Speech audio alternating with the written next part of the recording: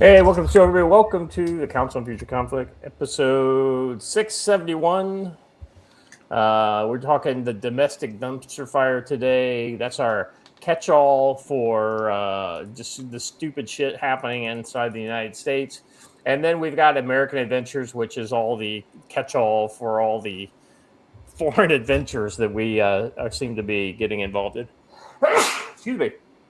So, it's there's a lot of interesting stuff going on. We talked earlier in the week about potentially getting into the election results and things like that. I don't think we're going to do that because it was mostly primary stuff, and the MAGA coalition came out very strongly in support of their candidates. So that's like literally the only story that there. I think whether you like the candidates or not, they all won. What do you guys? Did you guys have any kind of real takes on the whole thing now that we're a couple of days out of the primary? The only thing that I will say is that, like, everyone who suddenly thinks Ro Khanna is some kind of a hero because he said what they like about Massey is being silly. You're a single issue voter and you don't know it. He's not suddenly a good guy because he said Massey was a good guy. I'll toss this in there. As long as you said it first, Joe. You're a useful idiot. That's literally what you are. 100%. And I mean that is the communist term of art. Yeah, that's exactly right. Apologies for getting too deep into the weeds before I even say hello, gentlemen. Joe, how you doing, brother? You had a little activity. It's been a busy 24 hours. First, Watcher, pull up this website I'm about to drop on here. I want to talk about these guys and this cool shirt that I'm wearing from Swift Design and Textiles. If you want to put that on the screen real quick for them. It's in the private chat.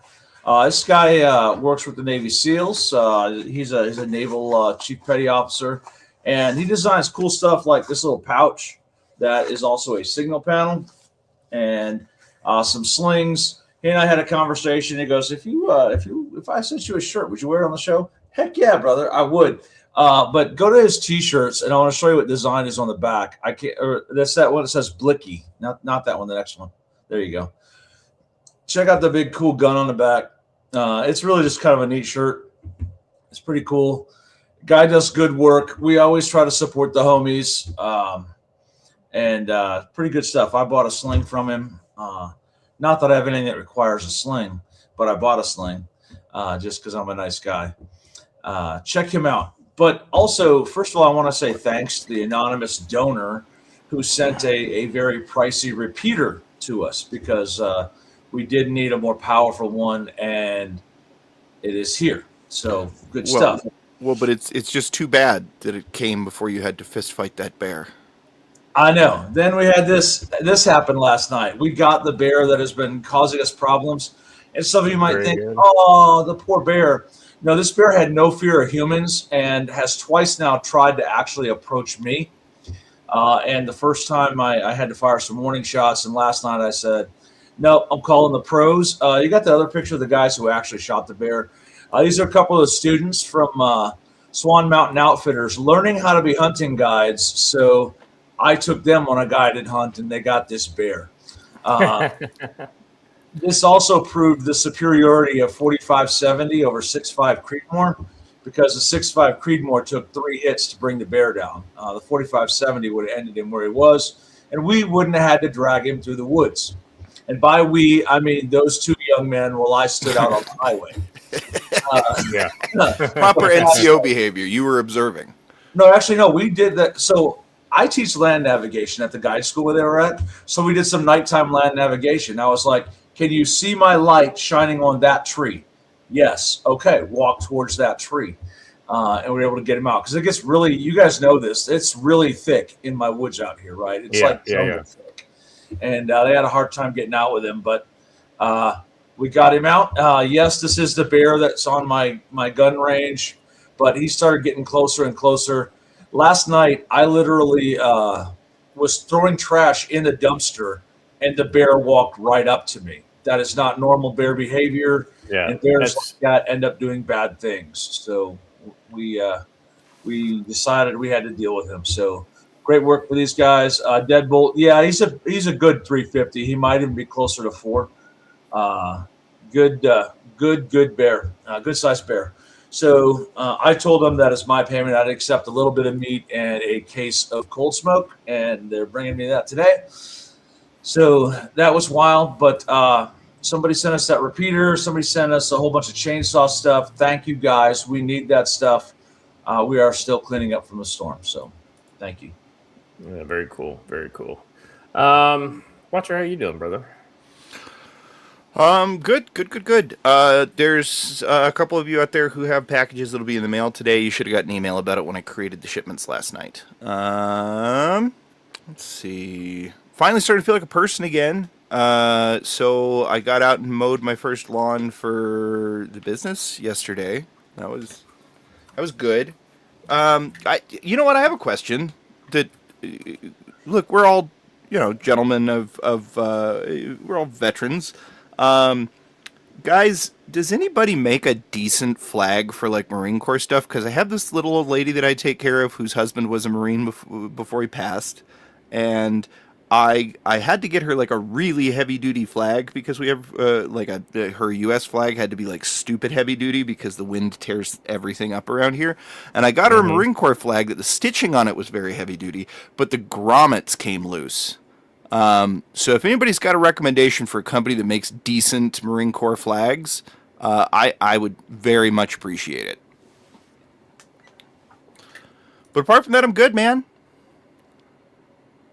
I'm not gonna lie. Like I said, I've got a new lease on life. I'm looking back on how I had been feeling over the last couple months, and it's one of those things that's like, oh, I was pretty close to dying, wasn't I? Did the numbness all work its way out? No, it's still on and off. It's happening less and less though, which means that it was probably just a nerve that got unhappy on the way out. But I am told by my doctor that this is actually like the most resilient nerve in the body, and the people who he apparently does a lot of emergency facial surgeries as well. He's like, yeah, man, I have guys who come in that like get it completely severed or like ground off in a motorcycle accident, and like the nerve will often start to regrow. Or like if it's severed, he's seen it literally patch itself. So he's like, it's probably the most resilient nerve in the body. Joe, I'm looking at that guy's website. I wonder if that's a like one of those iron-on kind of T-shirt decals, or if it's like something he printed, or if that's screen printed, because those colors are really popping. Well, Wrench Turner, if that's true, then I might go talk to them, because she keeps asking me how much she owes me for it, and I keep telling her nothing. But I'm not gonna lie, I spent like $150 in flags. I'm pretty sure it's all his own design, Scott, because on the gun it says Swift Design and Textiles. No. I mean, like, did he take the design and then print it, like like what Watcher has done with some of the T-shirts that he's done? Or is it? I wonder. If it's let me see. Because it seems really bright than like what we do. So yeah, it seems really bright. I really like the colors. It looks like a vinyl to me. I can do those. All right. Let's get into it, shall we? Sorry, I have to reopen. There we go. All right. So. Not a good day for anti-air systems. We've got two examples of air systems basically tanking the cheapest drones. What you're seeing here is a Hezbollah super cheap drone. What do you bet? Watch, that's a $2,000 or less drone. Less. All in with all components. With the explosives and everything. These days, if you have a home shop building it, that's 500 plus whatever the explosives cost you. Yeah. So essentially what you have here is, and it's probably something like an RPG, which is what was used. It's still used a lot in. They'll put an RPG warhead right underneath the drone. That's one of the Iron Dome systems that the Israelis use. And as you can see, they've got it surrounded, so it probably did not blow up the one next to it because of those concrete revetments. But this is just a bad look, right? And so the irony is that Israel and Turkey are the two big players in the Middle East market for making weapons in that sector. And this next video is a Turkish air defense system being taken out by the RSF in Sudan. This is a Sudanese army equipped Turkish. I don't know what the name of the system is, but it's a Turkish, and it's literally just flying right overhead. They're not doing anything about it. It's not being engaged, and then they're dropping munitions from the drone on this site. So I don't know what the effects based on that. There's multiple explosions. Yeah, it looks like it got it with that second one. Looks like they hit the magazine on that second one. Yep, it looks like you got secondaries and burning. Is that a combined radar and launcher? I think it's let me look it up. That is a bad idea.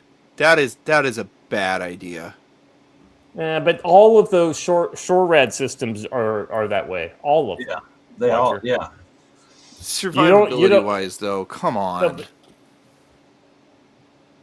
Otherwise, how are your missiles going to hit anything, Watcher? Yeah. Well, no, you just separate. You make that detachable unit that you can go set, 30 meters out from where you are, so that at least if you have a harm coming in, it's not coming directly onto your magazine. Well, you don't use harms too often against these types of systems, right? Your harms are what you use your harms on things like Patriots and SA-300s. Well, I mean, traditional ones, like yes, but you could set up a drone to do harm stuff, and that's even cheaper than setting it up to do FPV stuff. So I guess I don't know, Watcher. I'm not an expert in designing ADA systems, but all you do, like even the 30 meters, you're still inside the damage zone, so I don't really know how that's going to help you all that much. I can't tell you that the Avengers use an IR detection, but there is a separate radar system. Yes, that is at a different location. So that's almost all of the newer systems are being designed that way because they're more survivable. They're chunks. You can replace them in pieces. Anyway, I was going to point out that the only reason why that drone was able to get the Iron Dome is software related, right? So on all of those bigger systems, the Patriot, the Iron Dome, some of those, radar system on it is trained to ignore anything moving below a certain speed because that's not the intercept goal, right? It's not looking to intercept drones with that big missile. So it's a built into the system weakness that is exploitable, but normally you would have ground forces or other air defenses to try and protect that. And I guess they're learning now they need to expend a little bit more on security for those sites. You know what solves this? Bullfrog solves this. Bullfrogs. No. The Bullfrog turret system that they've designed to use the old 240 Golfs that are just sitting around in storage. I don't. You're gonna have to. I'm not really. I don't know. I thought we've talked about this on the show before. I don't think so. Hold on, it's a U.S. It's a U.S. veteran that's designing them. I've been very, very excited by it. But yeah, it's a drone that can auto target. It is a turret that can auto target drones. Various other things as well, but it was specifically made for, hey, how do we use cheap components in order to shoot down drones that are targeting vehicles? The only one of those that I know of is called Sentinel, but it's the same type of thing. It's basically an AI-powered auto turret. Oh, so don't say that word in the chat, or unless you have 20 spare minutes for this. What is this? Here, I'm just going to give you guys the picture. So it's these things. You've been seeing them on a lot of stuff. I'm pretty sure because I showed you guys this where it's in the back of the pickup. That's more or less just an upgun weapon station. Pretty much, yes, but it's integrated to be able to get good ranging and stuff and good gimbaling to be able to pursue drones. But we use them for more than drones. We use them of course. now. No, of course. Yeah. But what I'm saying is this specific version had that in mind when they put the sensors and stuff on it to be able to help it hit them. Just to kind of show you where the U.S. is going on a lot of this short range stuff. I've got this here. This is just an image that. Oh. So what you have are 3 different stations here. You've got your vehicle with the missile, gun turret, all this kind of stuff integrated on the top with a radar on the back of it, and then you've got a separate radar kind of station. That's the one on the right, and then the one on the left is a missile station, like a containerized missile station, but that does not appear to be a radar on the top on that mount. That appears to be like a microwave, so that it could connect to, say, a radar station or vehicle or something like that. Jam resistant radio, which is emitting. Yeah. And these are the new. These things right here are kind of cool. These can shoot either the new land-based Tomahawks, or they can shoot SM-3s. There's all kinds of different stuff they're working on nowadays. I don't know how else to communicate this. Be prepared. They're not on my side. On my side, they're actually highlighted as a member. So I don't know. It might just be some UI element. What are we talking about? It's fine. He's just having issues. The chat made it look like his texts were grayed out, but it doesn't look like that on our end. I gotcha. No, it's the member thing versus everyone else. It's okay. Yeah. All right. Anyway, so Joe, this is just a great example of you're going to have a broad kind of layered air defense system going forward into the future, and then all of this stuff can be solved by engineering. But if you're not prepared for the threat, then this is kind of like the early days of IEDs. IEDs were kicking our ass because we weren't prepared for them, and it took us a while to really. And so I think we're just still in the position of, figuring out if it's just a software update to crows to make the crows be able to handle it. But ultimately, I think they're going to fix this stuff. All right. Let's move on here. So this next one is I think the focus on Elon Musk here is good, but at the same time, I think the thing that's more important here is to make you guys aware of Henry Nowak, what happened with him, and what the kind of the broader implications are. This is what happens when cultures that are not compatible with Western society get thrown in without any kind of attempt to try to integrate them or bring them into your own culture, and which is exactly what's happened in the United Kingdom. It says here, Elon Musk has stepped forward to hold UK police accountable in what appears to be one of the most disturbing policing failures to emerge of Britain. Let's see, I want to kind of skip down where they actually go about what happened. All right, Nowak, first-year accountant and finance student at the University of Southampton from Essex, was walking home from a night out at university football with teammates when he was attacked.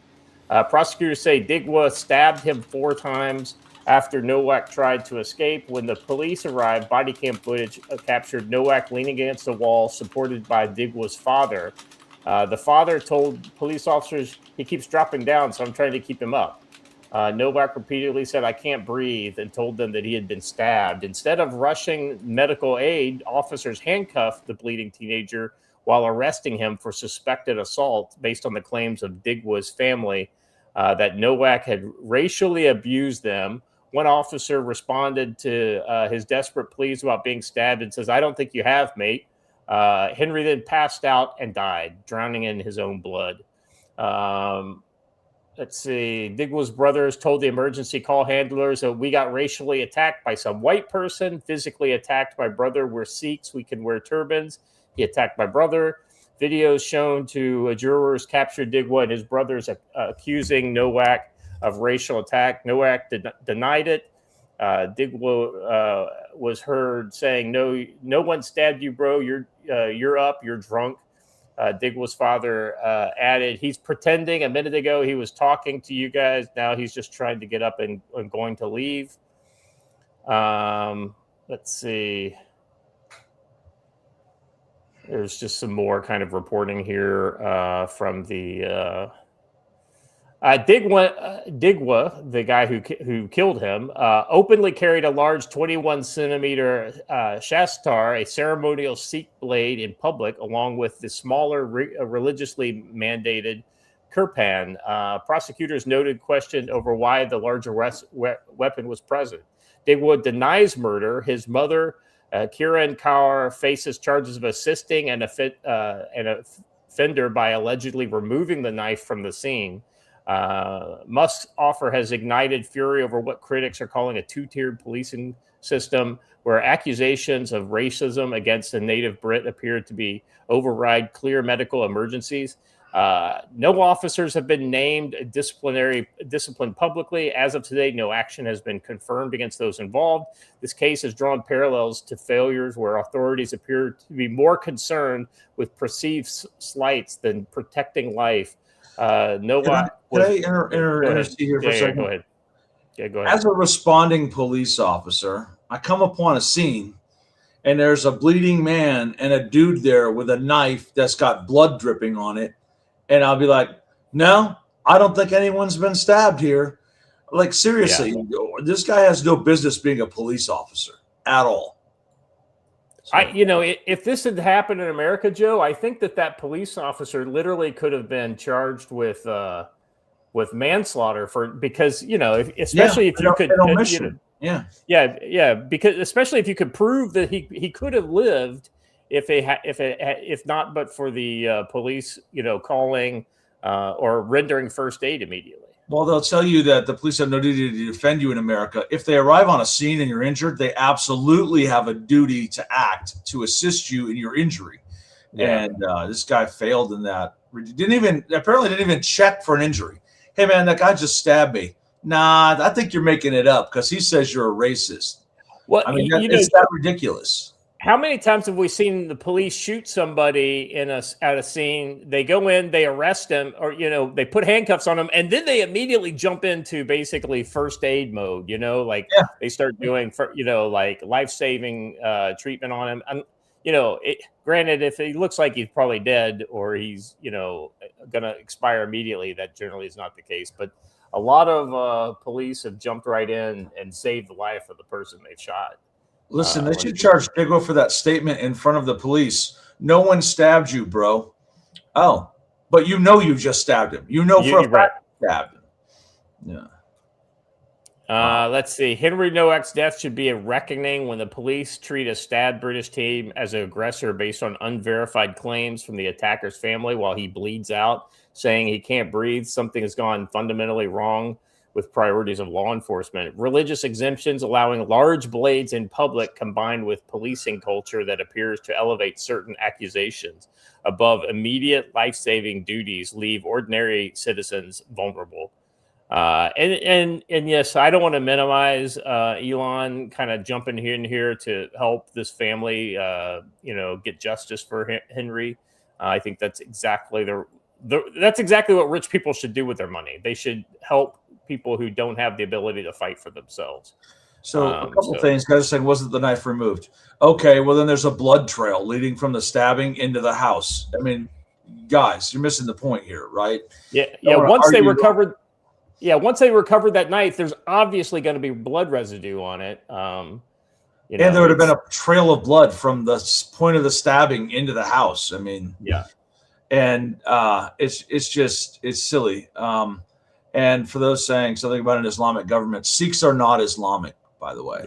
Yeah, they are Hindus. And now, don't get me wrong. There are a lot of great Sikhs out there who are constructive members of society, and they're doing great things. But the problem is when you bring somebody straight over and you don't force them to kind of join your society, integrate it all, learn the language. Then ultimately you have this kind of thing where they're willing to lie, cheat, or steal in order to back up their own family member, and that every one of the members of this family should be remigrated back to India. The important thing to note too is that I've had this in America, and I've seen it there. If you're dealing with a Sikh who is an Indian person wearing a turban as a male, he is armed with a large knife. At somewhere on his body is this knife. It's part of their religion. It's a requirement. Pro tip: if they work on a government facility where they're not allowed to have them, it's sewn into their underwear. I'm not making that up. Yeah, we had a Sikh guy working with us one time, and I asked him about that, and he's like, "No, we don't know how to do that." He's like, there are rules and there are rules, and that's one of the rules that if a Sikh, he said, pro tip: if a Sikh ever says he can't disarm, he's either lying to you or But then again, this guy also loved barbecue and had really short hair, so. He wasn't what you'd call an observant Sikh. All right. Anything else on this, guys? I just think this is a tragedy. This is exactly the kind of tragedy that is going to continue to occur in the United Kingdom until somebody does something about it. And ultimately, only the people of the UK can help themselves. Squishy Hunter says a Sikh neighbor of 30 plus years just tried to bribe a mother-in-law's realtor to undercut housing bids by $200K. Hey, this is a common thing. Metro Detroit, there are several developments owned by Singh Development where they're not allowed to racially discriminate because of our laws, but anyone who is not of the Sikh variety does not get approved for a loan in the development. Yeah. And that's not right. Yep. All right. They don't want to assimilate. For people talking about that, they have no desire to assimilate. Yeah, but it doesn't help that their government doesn't actively. There's just like no mandate or any kind of like program to assimilate them. So that doesn't help. But you're right. I think ultimately, given the choice, most Indians would completely just continue to the way that the only thing I think that pisses off Hindus when they come to places like America, Joe, is that we actually get upset when they just drop trowel in the middle of the street and take a shit. Unlike in India, where that happens fairly frequently. All right, this next one kind of goes off on England again a little more. Starmer government doubles down on anti-free speech policies. Now, it's absolutely insane the amount of arrests that they have over speech-related offenses. And essentially, if you make somebody feel bad, then you can literally be arrested and taken into the hoosegow over your online content. When hundreds of thousands of Britons joined the recent Unite the Kingdom rally, the government of Keir Starmer wanted them to know that they were being watched for possible arrest by deploying facial recognition systems and invoking the United Kingdom's anti-free speech laws. Starmer government made it clear that they would not tolerate anything it considered hateful or xenophobic. On the heels of the losses to Reform UK and council elections, under the Online Safety Act, the government removed posts from social media platforms such as TikTok, including statements about the Reform UK's immigration policies. Amongst those impacted was Reform's UK Shadow Home Secretary Zia Youssef, interesting name for somebody who is supporting Reform, who had two TikTok videos from removed, one for a user report under UK's Online Safety Act and another for hate speech. They were later restored. Wow, maybe because they didn't have any of that. Starmer's government also reportedly prevented speakers from the rally from entering the country, citing concerns they might incite the crowd. The Times reported last year that the government was arresting 30 people a day for speech crimes. In the last 2 decades, free speech protections in the UK have been eviscerated.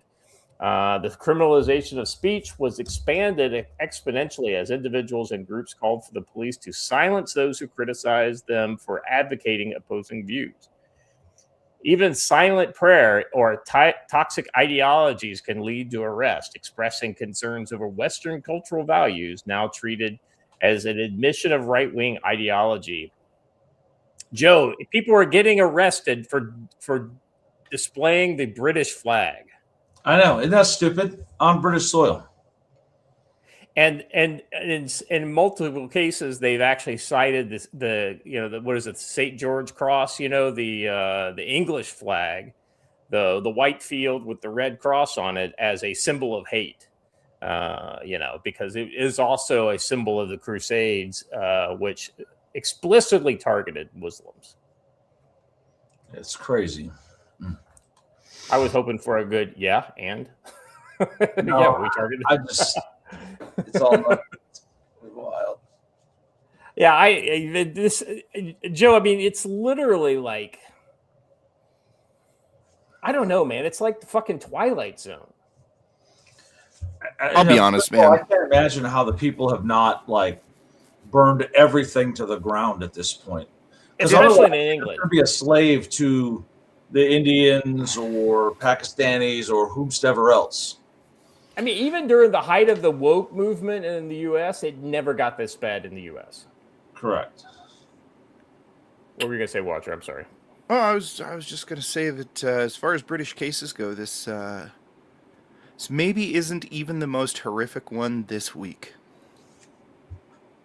Y'all saw the gang of gypsy teens who lured two separate girls under a bridge and raped them at knife point, who got released for community service, right? Exactly right. Oh my god. He doesn't understand. It's his culture.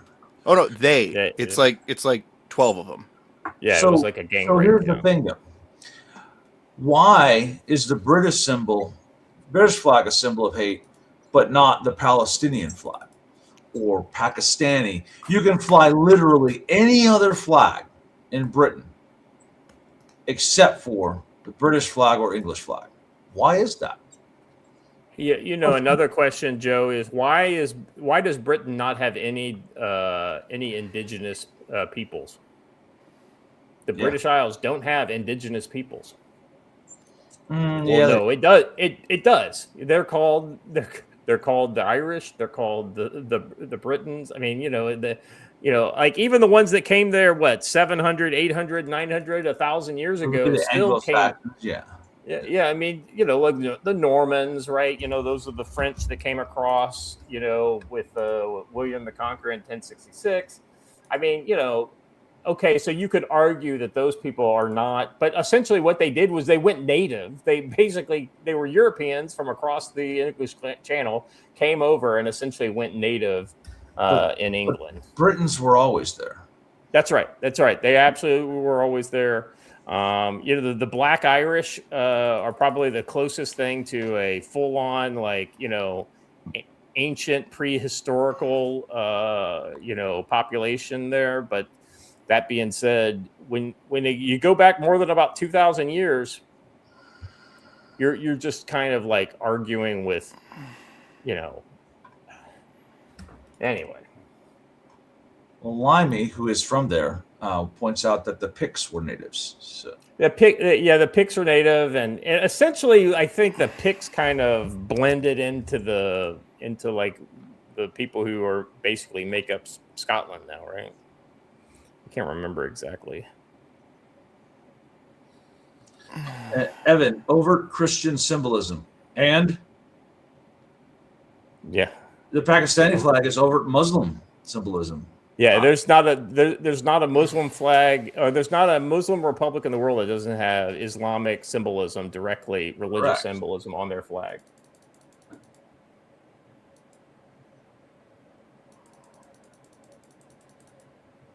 Even the Roman descents now probably count as indigenous. They came all the way from. One would think, right? Hadrian's Wall. Yeah.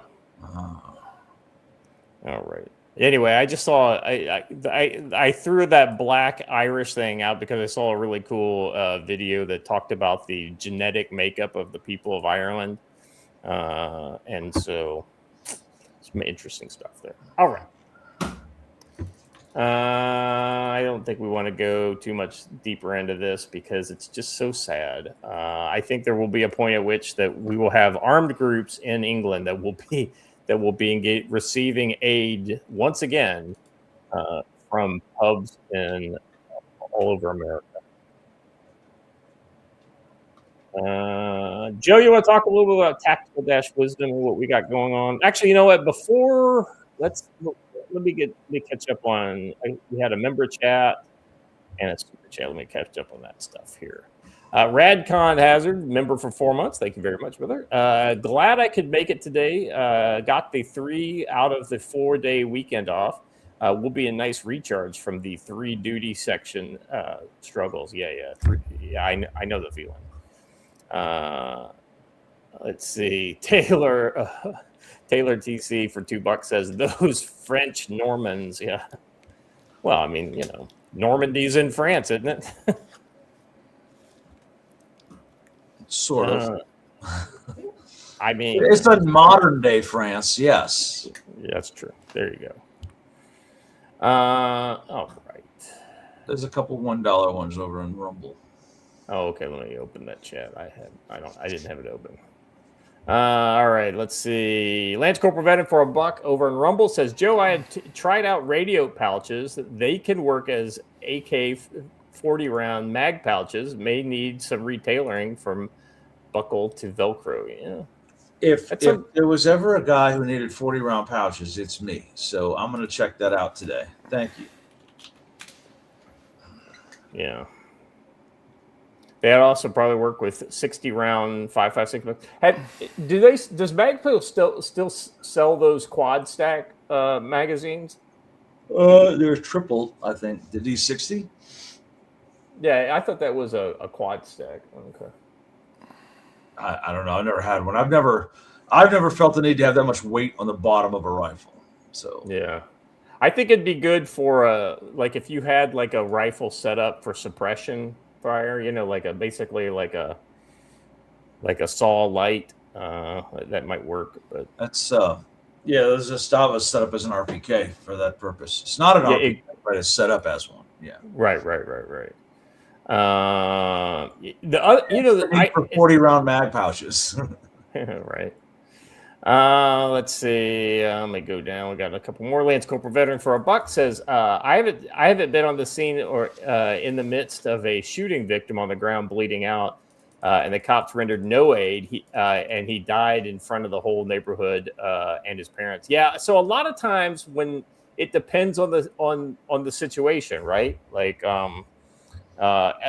I think a lot of times when these guys get multiple holes in the chest cavity, I think a lot of the cops have just no ability to deal with something like that. It's,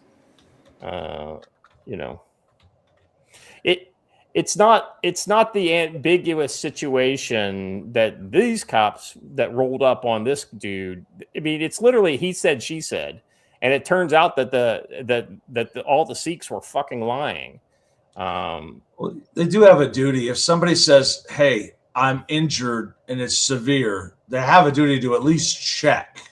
Yeah. Right. Check, verify the injury, and make sure an ambulance is on the way, which is, and if all you do is push pressure on the wound until the ambulance get there, I mean, it's better than nothing. It's pretty easy. Just run your hands down the person, right? I mean, very simple. Yeah. Patrick 7, member for 32 months over on YouTube, says, just wanted to remind everybody that the only true path to freedom is through Christ. Yeah. Right on. Patrick is the first fan of this show that I met in real life. So that's actually. Is he really? That's awesome.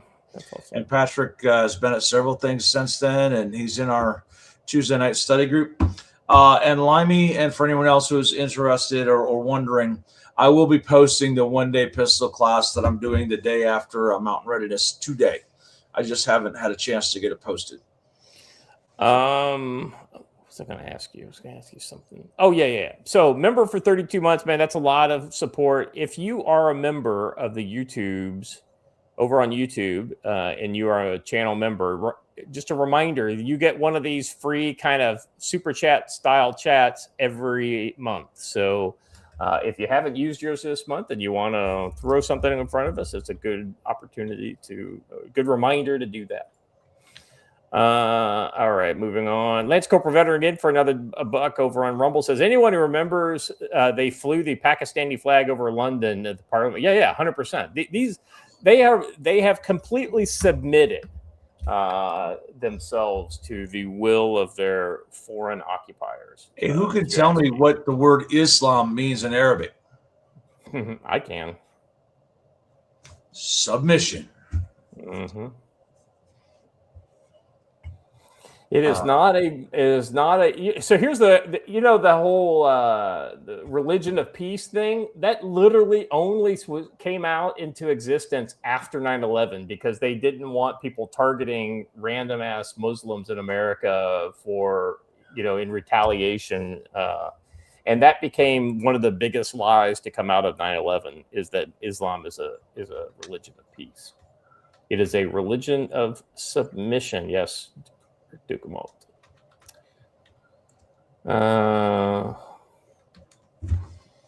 Hey, listen, Evan, Christianity is not compatible with the caste system. Yes. And? Yeah, so like Islam is not compatible with Western for reasons, right? And a lot of them have to do with the fact that it's not just a religion, it's also a governance system. You can't have one without the other, right? India is a great example of, there are a lot of great Indians that leave that culture behind. They immigrate to the West and they become fruitful members of society, right? They almost entirely want to hang out with people who are not Indian, because they want they want to reject. They're essentially rejecting their native culture, and they're looking for something new. That being said, the vast majority of Indians want to adopt 0% of the new culture, and they just want to take advantage and harvest the U.S. market or the Western market. To help take care of their family and then chain migrate their family over into America. I've never met one of those people you claim exist. I'm just saying. I've got a couple. That area is pretty heavily Indian.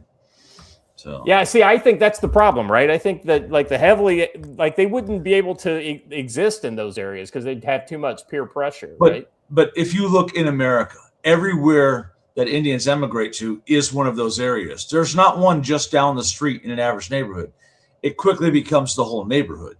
Well, as you know, that my neighborhood for the last 24 years has been the United States military, and that's where I've met them. Yeah. And they, like one of them. That the ones who joined the U.S. military are outliers, 100%. So are the Americans who joined the U.S. military. But yeah, no, I totally agree with you. I don't think that these people, and I had this conversation about 2 years ago. Actually, it was a little more than that because one of the guys I worked with in NATO he was like one of the few guys that actually saw eye to eye with me on NATO, right? He was like, this is a fucking waste. We're just wasting our fucking time over here. And so I had a lot of opportunities to ask him about Hindu and he's like, I don't even know anymore because I don't he's like, I talk to my dad, but I don't talk to my mom. My dad was the one that encouraged me to get the fuck out of, get the fuck away from our family. So it was interesting that his dad couldn't get out, but he did. So. All right. Yeah, 100%. Bush is a rhino term. It came from the fucking Republicans, right? We are our own worst enemy. As you can see, we'll talk about this later on with some of the shit that's going on within the Republican Party right now in Washington. Joe, anything else on Tactical Wisdom that we want to talk about, or we didn't talk about anything on it yet? I thought we did because you were. I just have a vague memory of you talking about the pistol class. I'm sorry. I mentioned one thing, and so if you check the training courses, you'll see all the courses we have coming up. I will list the one that's going to be the day after Mountain Readiness on July 27th. I will list it. It's a one-day defensive firearms class, think I'm going to draft Hunch and Watcher as range safety officers, and we're going to see what happens. And we're going to have a good time. Check out all the other classes, buy some books, tell your friends to buy some books, and then have your friends tell their friends to buy some books. And that would be great. There we go. Easy. Done. Any updates about the July event? Well, we've got lots. It may very well be sponsored by Home Depot now, which is actually kind of cool. Home Depot has offered to do a whole bunch of cool stuff for us. Yeah. I'll like provide the event tents and trash cans and all that good stuff. And our good friends at Willie's Distilling are going to be supporting us in some way, shape, or form as well. So that could mean lots of good things. And for some of you, maybe a couple of bad things. You have to learn to control yourselves. But there's going to be a lot of training and stuff around it. I've got classes leading all the way up to it. And then the guys from War Lizard Tactical will be out July 18th and 19th to do a class. And then I'm running classes that week in between and getting all set up and ready to rock. We're going to have some dinners provided or brought in from the outside. So it's going to be kind of cool. We're very remote. So don't think you're going to come here and like run to McDonald's or run out to a restaurant, because the nearest restaurants are all 25 to 30 minutes away. So I've worked with one of the local pizza places. They're going to come out and do pizzas and maybe some steaks and chicken and other stuff like that. And we're going to provide food a night or two with some the sausages and chickens that are made during the classes. So it's going to be really cool. It's going to be a great weekend, the 24th to the 26th. If you haven't bought your tickets and you go to mountainreadiness.com and buy your tickets, use code WISDOM5, get 5% off. And buy your tickets, man. Get out here. It's going to be a good time. Yeah, it's going to be a great time. I'm looking forward to, the inclusion of Montana-based whiskeys and Kentucky-based pies. I'm looking forward to that crossover very much. I'm also trying to figure out. I got to figure out, Joe, what days before and after I could be out there so I can get a little training in. I need to hone my skills that I haven't been working on for a while. Remember, the weekend before is when War Lizard is out here. To be cool to just meet him and then get out there. Wanda, you're not getting DoorDash here. You can try, but I don't think it's going to work. Anything that would actually DoorDash things to you is at least an hour away. So I thought for a second that Stormy was saying if you use Joe's Toes for a discount, but no, Joe's Code for a discount. It's make sure the toes of Joe's hose. That's the new code. That's oh boy. All right. Nice to see you, Stormy, by the way. All right. I've got a brush beater ad here. Let's get into this one. All right. In the midst of impending conflicts with Iran and Cuba, more on that later, with continued domestic terror attacks striking inside the United States, the threat environment is rapidly worsening. When violence erupts and normal communications collapse, you need reliable gear and real skills, not toys. Brush beater store, as you covered, with two battle-proven options, the AR-152 Pro, a rugged, high-performance handheld radio built like a tank with 10-watt tri-power output, massive 12,000 milliamp battery, built-in GPS, APRS tracking, expanded frequency coverage, including air band and multiple antennas for superior range when the cell service dies. Back it up with the RTO course, hands-on, no BS training that teaches you how to build a real signals, operating instructions, manage frequencies under pressure, and run secure group comms and operate effectively in a high-threat environment. Get that AR-152 Pro at brushbeater.store/product/AR-152-Pro. Enroll in the RTO course at collection/training. Use code CSC10 for 5% off all radios, accessories, and courses. Orders over $100 ship for free, $150 ship for free. Big thanks to Matt at Brush Beater Store for powering the Council on Future Conflict as threats from Iran, Cuba, and domestic terror continue to grow. Head to brushbeater.store, enter code CFC10, and build the connected, capable security presence your community needs. Now, back to the show. lot of really exciting shit going on over there at Brush Beater Store. So definitely check it out. Did you get a bear rug out of the deal, Joe? If you come in at the end of the year, there will be a bear rug on the wall. I did miss an opportunity. Billy Vlogs is right. Djibouti should be the discount code. That really should have been it, but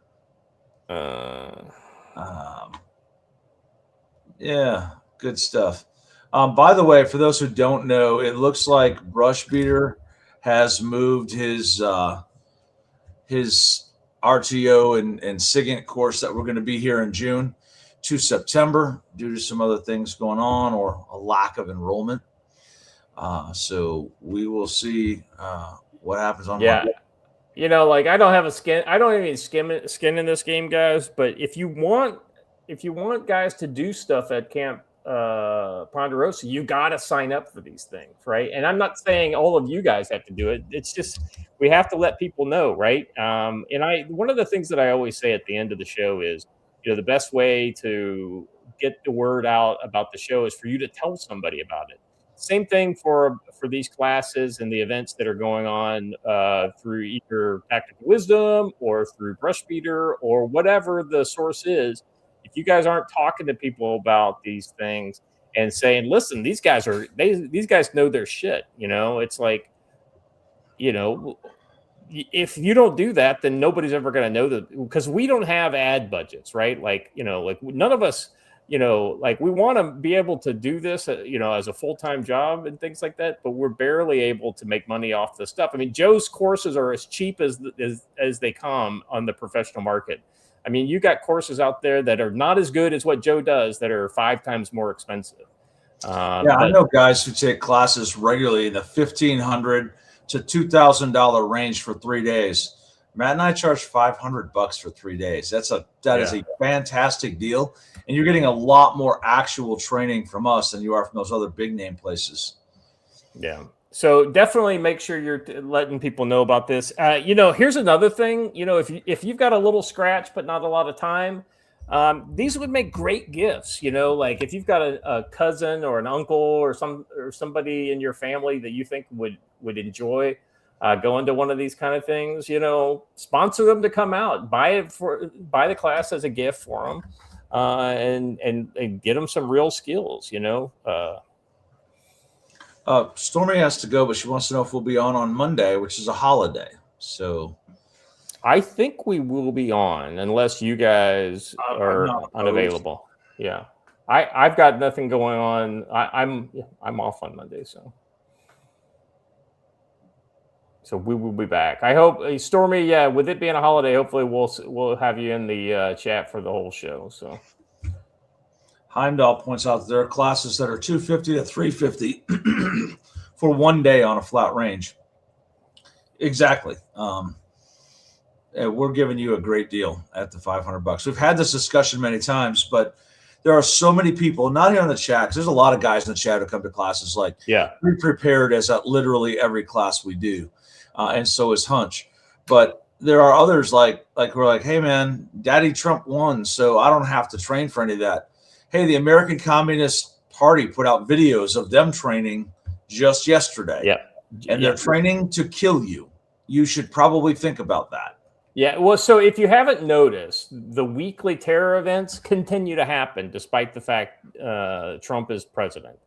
So it has less to do about the president and more to do about the deteriorating political situation throughout America. And, you know, like Joe said many times in the past, this stuff is not just happening in the big cities. It's happening in the middle of nowhere, Michigan. Like when that one guy you know, the tranny in the middle of the woods in Michigan was able to find somebody to murder, you know? I'll tell you something else, man. It's not just leftists. Are you training to be prepared in case of moose? Yeah, I mean, there's some training you need for that, right? You need to be able to defend yourself against that moose.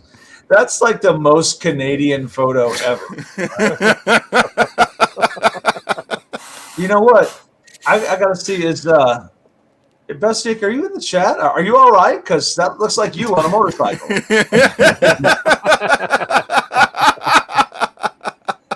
Oh my gosh. Oh, there he is. That's Canadian training. Yep. All right. Yeah, it's too funny. Oh my gosh. You know what? That's another Canadian who's made it to several classes. Oh yeah, we're not supposed to talk about that, but I'm just saying, man. Well, you know, the attack. All right, good. There are certain Canadians that we will accept as Americans on day one of Alberta's secession from Canada, and there are others that we will never allow in. Yeah. So, all right. Hold on, we do have one question in the chat. They ask, "What's the correct move?" 4570. Yeah, 4570 is the answer. What was the question? Oh yeah, that is the correct moose round. 4570. That is it for moose. Or 760. I mean, you know, 50 BMG would be acceptable as well. Yeah, so 4570 is your minimum, and then walk up from there. Yeah, Hunch's $2 one is it. Yeah, man. moose, 2 minutes, forechecking.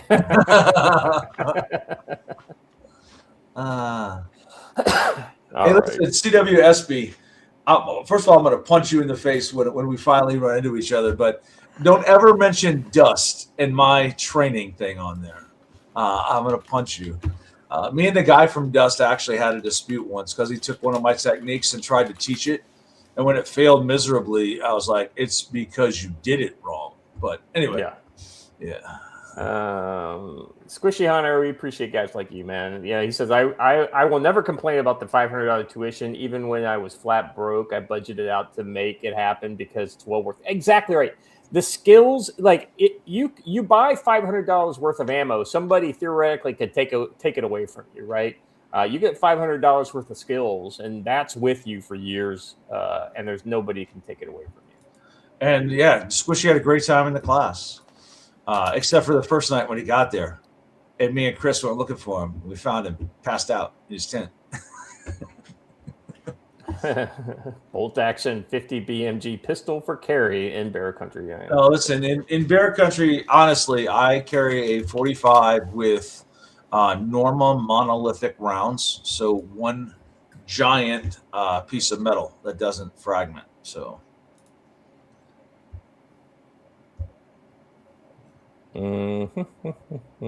Pretty much you want something, I guess, for a pistol in bear country, you want what, like a 357, 44, 45. You want something like in that magnum range, right? Just because Ideally. It makes you feel better as the bear is chewing on your leg. Yeah. Well, I hit him with 45, so I made him earn it. It made him earn it, exactly right. No, Squishy, it's not that we cared that you had your tent. You said, I'll be right back. And then you never came back. And we were worried you had stepped off one of Matt's cliffs. So we wanted to make sure you were somewhere safe. That's all. All right, gentlemen, let's get into our main topic today, which is it's the dumpster fire occasion of America. This next one is a lot of those urban scholars, I guess, that recently graduated, wriggling around to the floor, decided to go out and celebrate. Over 200 police officers in riot shields had to lock down an entire New Jersey beach town because hundreds of out-of-town teens began beating each other in the streets, jumping on cars, stealing them. The city had to declare an emergency 8 p.m. curfew at Pier Village after multiple teens were arrested for assault. The media are now calling these pop-up parties. Does this look like a nice little pop-up party to you? Yeah, I don't. Where are the fucking parents is what I want to know. Noticed there's sort of a common denominator here, but I can't quite put my finger on it. Is it all the future astronauts? Oh, yeah. How do they know they're all out-of-town teens? That's the big question. Well, it's that's the town council trying to retain their tourist image. There's no indication they're out-of-towners.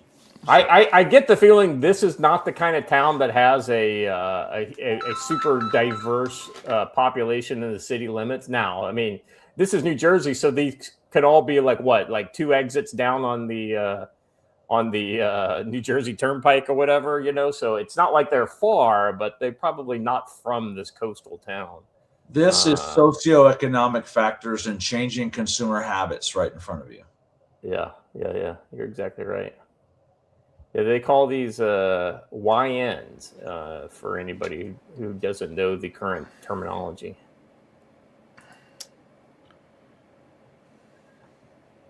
I'm getting really sick of I was changing going to call consumer them fighting habits. age males myself, but hey. The problem is there's just as many females mixed in there, which is what's really sad. Speaking of sad, no good way to cover this next one. Oh, yeah.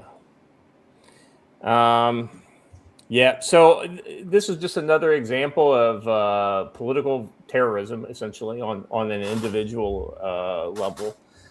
This guy, I mean, is he a little cringe? Maybe, but it doesn't matter. He has a fucking right to express his support for Trump in any way that he's legally allowed. And in this case, he wanted to put a bunch of like Trump banners and Trump signs and things like this on his house, right? Elderly Trump house owner, I guess that's what the neighbors called it, was the Trump house, is not expected to survive after being brutally beaten outside his home. Maria Sheridan said there's no hope for her husband, Kerry, at 69 years old, an Army veteran known for flying Trump and USA flags everywhere. Yeah, this is fucking... Somebody decided that our stuff was not good. Look at this. So this is his video. Incredible. So that's from the first time they destroyed his stuff, right? Yeah. This is from March. Yeah. Y'all know every article in which I said your house should be Gray Man 2. This is why. Now, I get it. You want to express yourself, but you don't live in normal times anymore. Yeah, I mean, so this is Joe's right on the money. And while I think this guy has every right to do this, just like everybody in America has every right to show whatever the hell they want like this, that doesn't mean that there aren't psychopaths out there that are ready to, blame you for all the things that are going wrong in their life and take it out on you. And that's exactly what happened to this guy, unfortunately. Yep. And here's the thing. They think it's funny. So the perpetrator was here we go. Well, he's not just a suspect. He's been named as the perpetrator. And it's funny. Yeah, is this 32-year-old Thomas Caleb Butler suspect accused of attacking Trump House in Escondido? It is trying to now pull the I'm a Navy vet with PTSD, and that's why I did it. Yeah, bullshit. Fry him. That guy looks exactly like you would expect him to. Right down to the Star Wars shirt. If it wasn't California, I would say that this should be death penalty. Limey G, he's like, be right back. Got to put out my flag. Yeah, man. I tell you what, in the United Kingdom, you guys need to be really like overt about that shit. Well, she's actually in Alabama, but yeah. Oh, I thought she was from the. She's from there, but she lives here. Yeah, if you're an American, absolutely. Ones. Yeah. And you're going to meet her this year, Scott. So that's pretty awesome. Oh, very cool. I'm looking forward to it. I'm looking forward to meeting as many of you guys as I can when I come out in July. And I will probably be in North Carolina as well, at least at some point, probably in August, I think. But maybe we could get a winter meetup scheduled as well. Someplace in more October, central. There's going to be a lot of folks from this chat in North Carolina. So maybe we can arrange something. Yeah. Absolutely. I'm just gonna look. I just want to remind everybody that this is not the first or even the worst. I mean, can we all remember that there was like a 16-year-old kid that got ran down and murdered in the street, and his murderer got 5 years, and he said at the trial that he did it because the kid was a Trump supporter. Yeah, these people believe they're actually fighting for their lives and they're fighting for freedom, and seriously, you got to be aware of that, right? You saw how they reacted to Luigi Mangione. He's a hero to them. Yeah. There's some people that are saying some pretty egregious shit. I guess over the whole Mangione thing. Now that I guess his I guess he's getting ready to go to trial, right? And there's been some Maggioni court. We'll court see shit. because they literally just ruled ruled that a bunch the of search the of his evidence. backpack was unlawful, and it was. All the cop had to do was wait 4 minutes, and it'd have been okay. Just call and get a telephonic search warrant. It's absolutely silly. So what happened was when the officers arrived at the McDonald's, they immediately took his backpack and set it 2 tables away from him. Then they arrested him and searched the backpack, calling it search incident to lawful arrest. Well, it was no longer in his possession, so then you had no reason to search it. So what you do is throw it in the police car, take it to the station, and get a warrant for it. But they didn't. And so now they can't use any of the evidence that was in the backpack. Well, they also didn't know if it had a bomb in it at the time. Yeah. Yeah.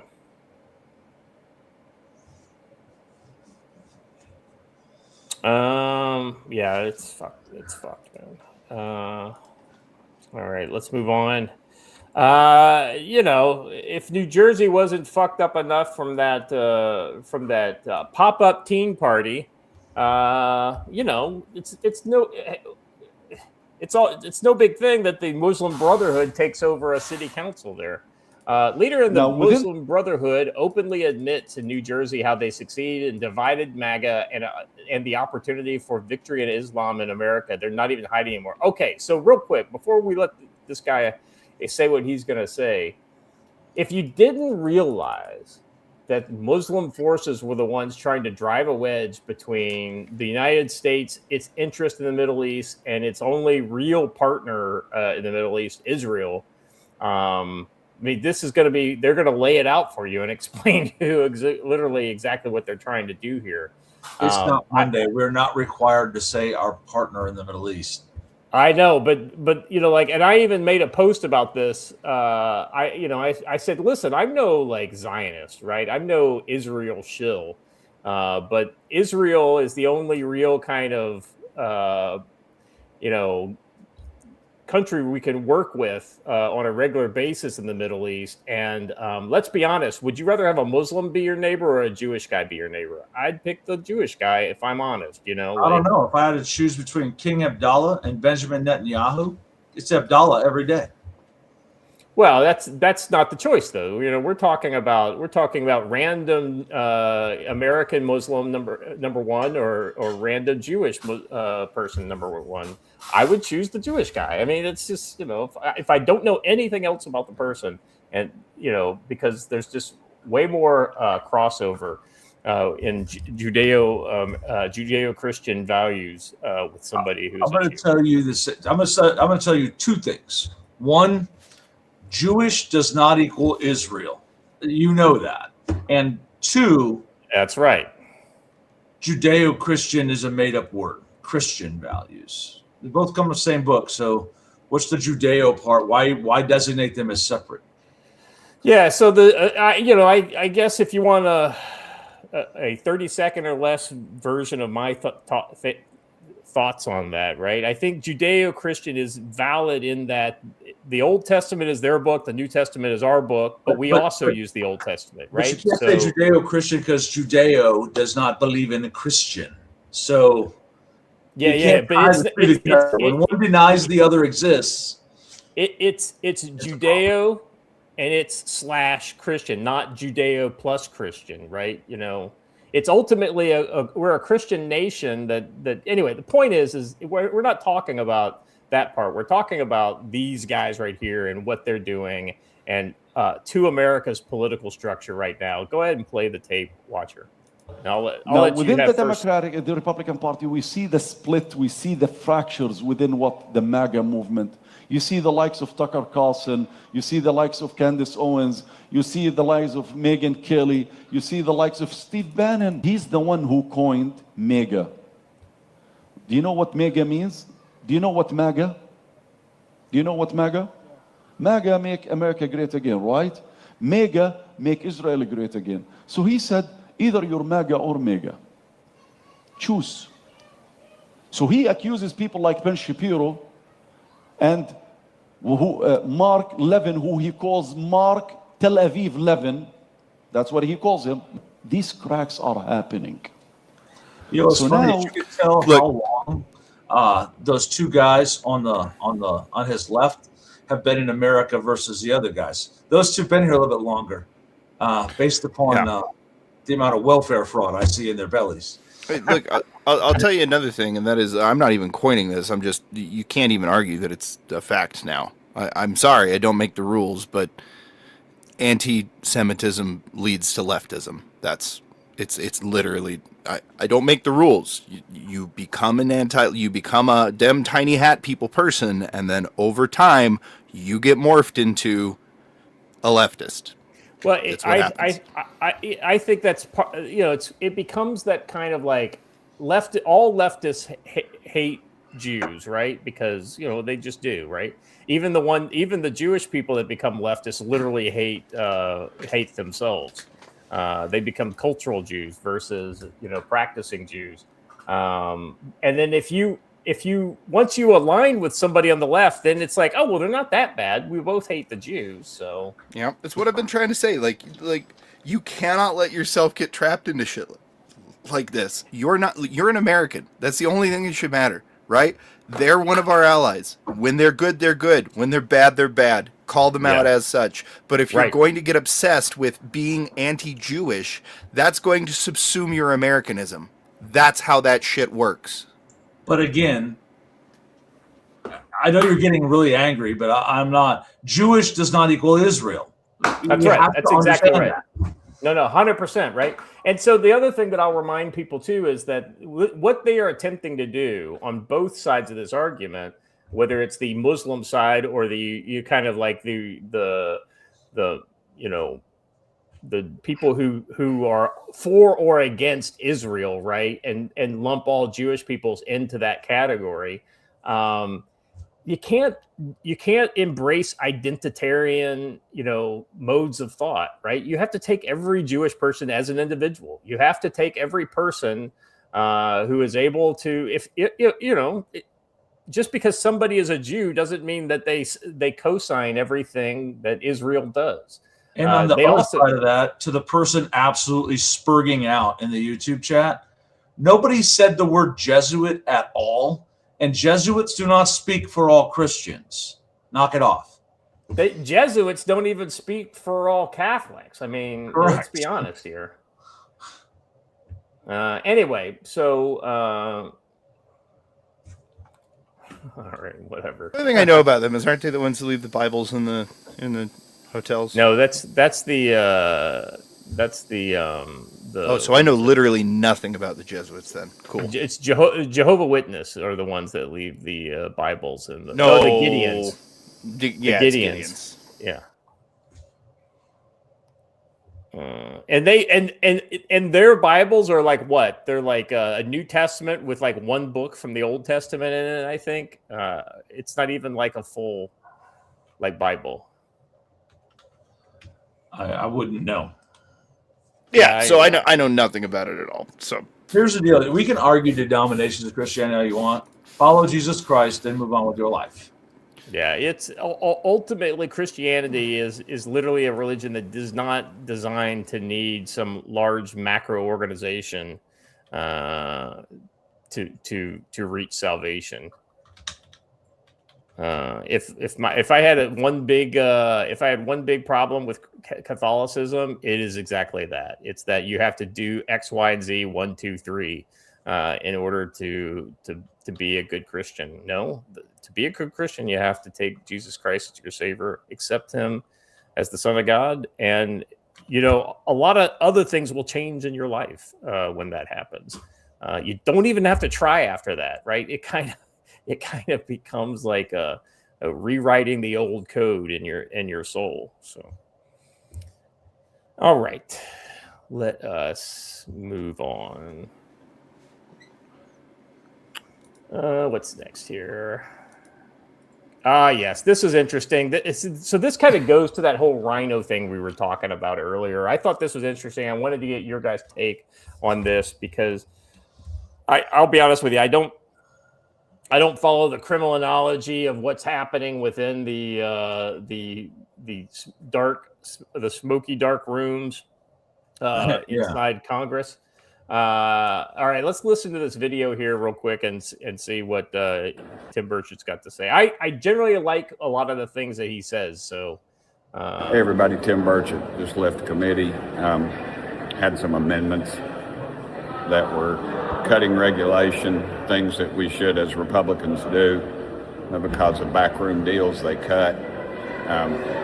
They won't allow any amendments on the bill because the Democrats one Democrat didn't agree to it. So here we are in the majority, and we're not allowed to do that. And I'll guarantee you, when the Democrats are in the majority, which they very much could be because of this kind of garbage, if we're going to be in the majority, you all have extended us an incredible gift, and we're going to blow it because we're not acting like we're in the majority. We got opportunity. It's not sexy. Deals with bridges and things. Anyway, the amendment did, and we allow the Democrats to tell us what to do. It's just unbelievable. At some point, we're going to have to give some guts. This town is crooked as a dog's leg, and I'm disgusted. So, thank y'all for sending me here. I really am glad you sent me here. This is the kind of stuff I want to fight, and I'll let them have it. Anyway, thank y'all. I mean, I don't know like a whole lot about him, but he always seems like such a straight shooter in this kind of stuff, and he calls out the kind of things. Now, that just means he's 2 or 3 years away from the sex scandal that will embroil him at some point. Like it did, because you know, in a lot of ways, Massey was a lot like him early on, right? And then look what happened to fucking Massey. So it's hard for me to trust any of these motherfuckers in the House of Representatives, but hey, whatever. What's your guys' take? My take is that it didn't really provide any info. It's a great little soundbite for re-election, but there's no there. He talked about something, but there's no specifics, right? So both sides do this exact same thing and tie up things so no progress gets made. If they made progress, they might actually run out of work to do. So, sure, he's a straight shooter, but there's no real.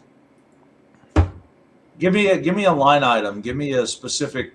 So and so voted this, and so said that, but he didn't. So, yeah, Watcher, you got thoughts?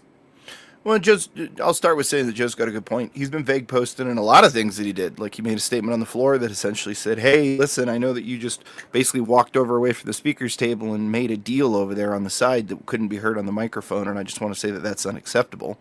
Okay. What deal about what? exactly. There's a lot of stuff about him that makes me go, yeah. The thing that I think a lot of these guys, they think we know what they're talking about, right? And so if you are a low information voter, then you don't need to know a lot more. So something like this, oh, he seems like a straight shooter. He's in my district. I like him. I'll vote for him, right? I think that's a fair point. I think that's one take on it. I think another take on it might be it's literally an old-fashioned like cold reading technique where you say something that's hyper vague and let people fill in the blanks on their own and just assume that they know what they're talking about when you're really not talking about anything. Well, right. So anyway, I kind of had the same thoughts because I didn't know what bill he was talking about. So I looked it up, right? So it says here that it was basically talking about the Build America 250 Act. It has a House resolution number. It's a $580 billion bipartisan infrastructure and surface transportation bill. Let's see, the bill focuses on bridges, roads, transit, and other infrastructure projects described as the biggest surface transportation measure since the Eisenhower era interstate highway system. Let's see, what he's talking about stems from a markup session in the House Transportation and Infrastructure Committee, where the Republican amendments aimed at cutting regulations, but they were blocked due to backroom deal See, that's the problem. Like, if you don't know the context, it's kind of hard to understand. But I mean, like I get the feeling like this guy thinks that I watch all his tweets. I'll catch like 1 in 100. I bet. My other point though, probably going to be unpopular, but let me put it in. I'm gonna say it, and then I'll address what I know is going to be the objection. And the unpopular part of this is, hey, if you're going for like traditional political reform, it's very frustrating and it takes a long time. It's actually a feature of the system. I'm not going to say it's not a bug, but I am going to say that it was intentionally built in. They made it so that if there are enough people who want to stop things from happening in our system, that it's very easy for them to stop things from happening, which was a feature at the time. It's just that feature has now been turned against us. So what I'm going to say is there are many of you who are frustrated, and I agree. I am also frustrated. I will just say that traditionally, doing reform the correct way through the system is indeed very frustrating and does indeed take much longer than anybody would feel comfortable with. On the other hand, I'm just one of those people who think you have to fight on all fronts. That's all. I don't abandon a front. Just maybe put your energies in other places, right? Yeah, I think so. For me, like, to focus back on the kind of main thing of this post that he made, like, what really pisses me off is this kind of like unwillingness to allow the process to actually, they're so worried about getting bipartisan votes on something that they basically say, I think like Democrats excuses. we'll let you guys dictate the terms as long as X number of you vote for this, right? I think those are all excuses by the Uniparty to try and continue basically. 100%. Those are the rhinos that are doing this, right? Which and are what I'm saying is that it's not. I don't think anybody believes at this point that that's like they're doing it because it's principled and it's what they believe in. Really working with the other party. That's not what's going on. Like, it's very obvious that what's going on is they're paid to be obstructionist, and now you have to give yourself long enough for the voter base to continue doing what it's been doing and throw those people out. But unfortunately, again, they're on staggered voting cycles for a reason. It's so that like one popular wave of sentiment can't just completely overthrow the government. Yeah, 100%. So like if you take Tim Burchett at his word that he's there as a conservative I think this kind of this meme here kind of illustrates where the girl's got her arm around and the girl is the conservative around the Republican Party, but the Republican. We can see that. Yeah. And, is it just me or is Scott like cutting it? No, Scott's breaking up, but hopefully he'll come back here in a second. May I opine on this? Oh, of course. Okay. Our American system was created with the trust that people who are elected to these offices would do the right thing for their country over party and do the right thing for their constituents, the people who live back where they came from, rather than just whatever they wanted. And they had no concept of a permanent political class and career politicians. They envisioned doctors and lawyers and shopkeepers. Yeah. Average people coming to Washington, D.C., doing a term and then going home and letting somebody else do it. They did not envision people who make a living off of this, and it then becoming what it is today. The system has, I hate to say it, outlived its intent. And it needs to be reborn, and we need to get back to that original intent. We need to come up with a way for there to be no permanent political class. Guys get voted out of office, then they move to another district to get voted back into office because the grift is too good, and we need to avoid that. It requires a virtuous society. We don't have that. Yeah, I think you're right on the money, Joe. I think that, a lot of people have said term limits might be the answer. Ultimately, I think service guaranteed citizenship or something along those lines is the correct answer. But we'll never know because nobody's ever going to do these ideas, no matter how great we think they are. Oh, and I will say this, and I'll probably get yelled at by a lot of people for it, but dual nationals, if you hold citizenship in more than one country, you have absolutely no business holding an office here. Yeah, I agree with that. As Theodore Roosevelt said, your allegiance can only be to the United States of America. I think that all naturalized citizens should be forced to essentially give up and renounce any dual citizenship. It's actually still in the oath, but they don't require it. Oh, it's 100% in the oath. And I know my wife gave up her required to renounce it, but they don't. But they don't. That's exactly right. All right. Let's move on. Let's see. I thought this was kind of, it's kind of errata, political errata that I thought I would throw it into this next one because I liked it. Today is my honor to be discussing the taking of a very historic action to substantially lower costs for consumers, protect hundreds of thousands of jobs, and save Americans well over $2 billion a year by officially terminating the Biden administration's ridiculous regulations imposing costly requirements on refrigerators and air conditioners. It's ridiculous, unnecessary, and costly, and actually makes the machinery worse. Today is... Yeah, so I thought this was funny. This is one of those kind of ridiculous green New Deal kind of things where they regulated the, whatever, I don't know, some super efficient refrigerators and shit like this. This is just like the fucking toilets with their flush, water-saving flushes. So ultimately, it meant you couldn't fucking flush an average turd down a fucking toilet. When the thing stops working as advertised, it doesn't fucking work anymore. That is not an improvement. You're just going to force people to do things in an inefficient way. I got to just say it again, that this idea that in order to save the environment, we have to cut down the environment and put up solar farms is the dumbest thing ever. But that's what they want to do, right? Yep, that's they've proven that in America that shit doesn't even work, right? Because one hailstorm and you're out of business. So. Yeah.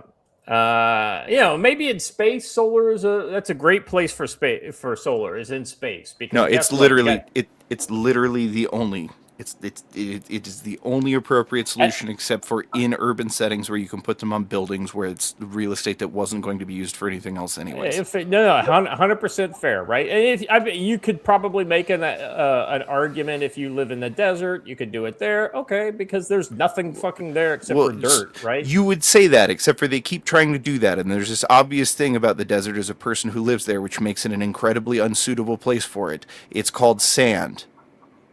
It blows at high velocity and fucks everything up. Yeah, I think that that is just a cleaning problem. Though, no, it's really not. That's why almost every one of these projects ends up failing. It's why it's one of the many reasons why Ivanpah failed. It's one of everybody thinks, oh, it's just a cleaning problem. No, you have high precision equipment that is not you can't really do anything to protect it from damage because as soon as you cover it, it becomes significantly less efficient. It's exposed, and you have bits of sand whipping at it at well over 120 miles an hour during a sandstorm. Okay, it's being in a sandblaster. Anyway, point is that this whole refrigerator air conditioning thing, you basically made appliances that couldn't do the jobs you needed them to do. And I think this is no-brainer kind of stuff. So I'm glad to see him going, yeah, abrasion problem. Yeah, it makes sense. Yeah, same as snow. Snow covers them up. It's a shocking. Actually, this is the one that got me. It gets everywhere. I hate it. All right. So this last one is just, a little Scott Jennings mic drop moment. It's always good to see Scott Jennings carry conservative water in front of a bunch of liberals and make them look stupid. I know that Trinidad. Yeah, hold on real quick. Here's the thing. Like, I get the feeling that the producer of this show purposely does this, right? He puts these liberals that are completely incapable of making their argument. They make this kind of like half-ass, stupid GED sounding argument, and then Scott Jennings. It's almost like they tee Scott Jennings up to just to make these people look stupid. Either they're apolitical and they want a gladiator arena for Scott to kill people in, or he's a secret Republican somewhere in the back. But anyway. And games and whatever, it's a catch-all to treat people however you want, to go in there and shred the Constitution or whatever else it is that you want to do. What I'm asking you is this. Do you think that children should have been zip-tied and pulled out of an apartment complex and traumatized like that? Yes or no? I don't think children should be put in harm's way by transnational gangs. Just answer the question.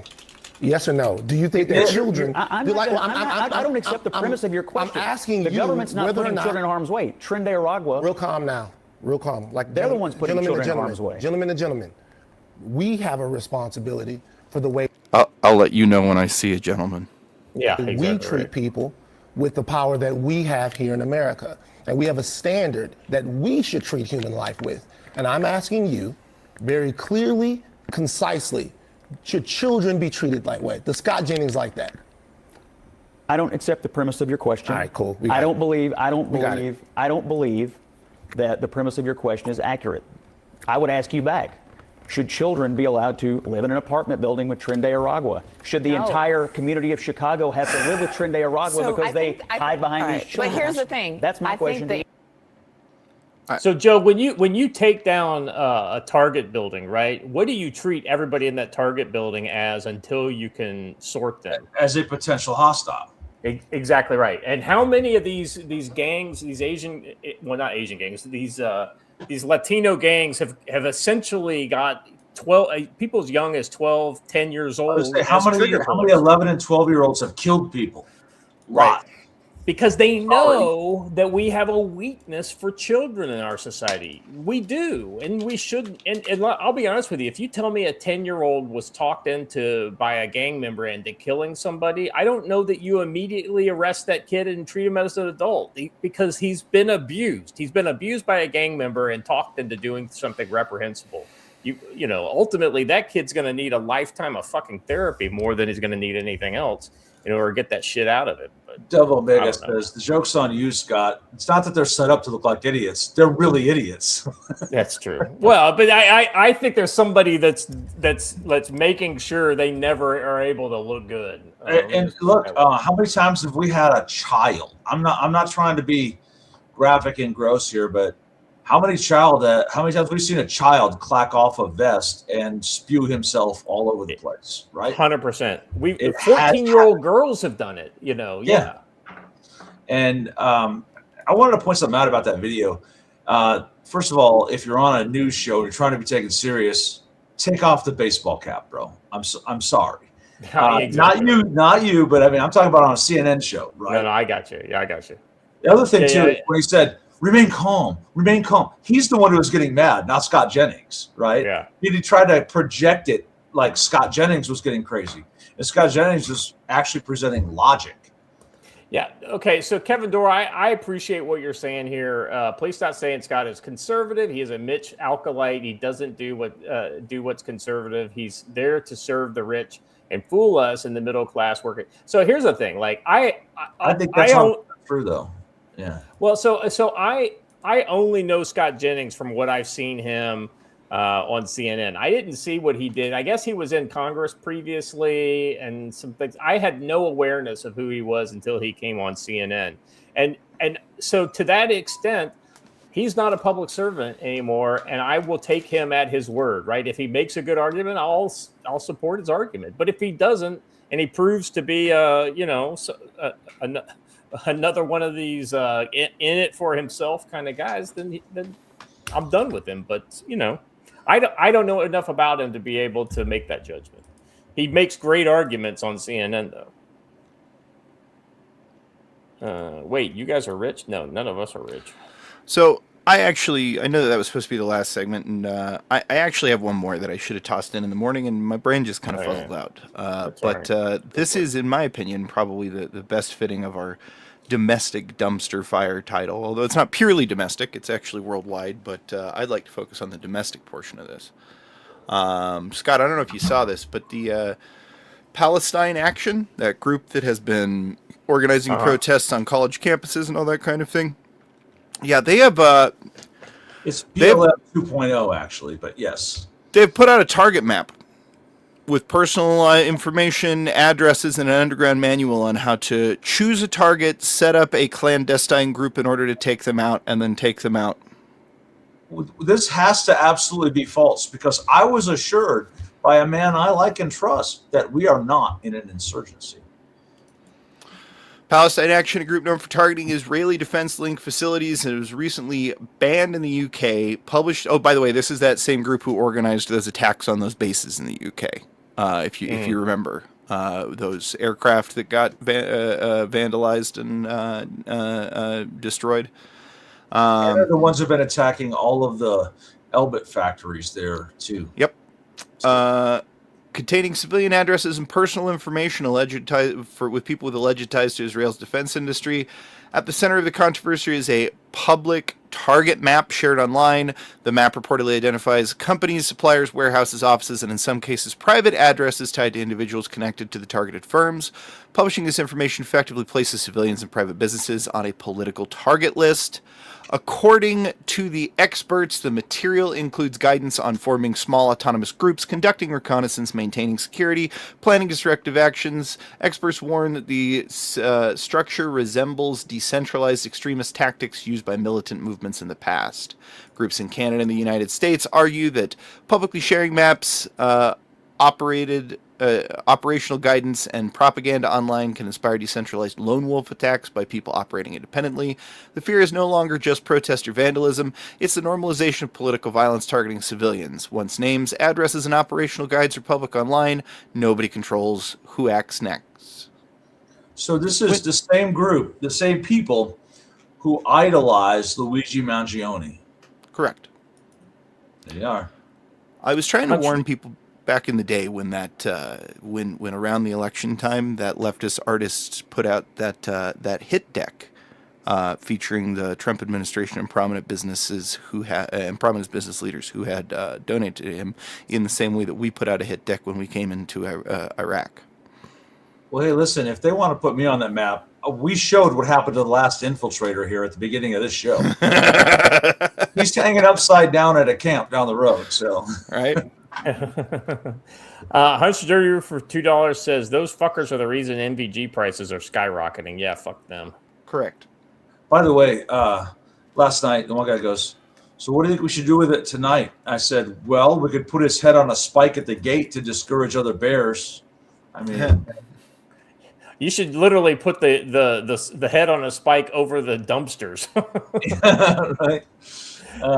Woe to you, bear, who decides to get into this dumpster. Is that on the far side of like where the kitchen is? Yeah, it's right by the kitchen. Yeah. I was literally standing in front of the kitchen when the bear walked right up. Have any bears come into any of the buildings? That's why we have that giant wooden bar and metal rod. They have torn open the kitchen doors before. Wow. Right. Okay.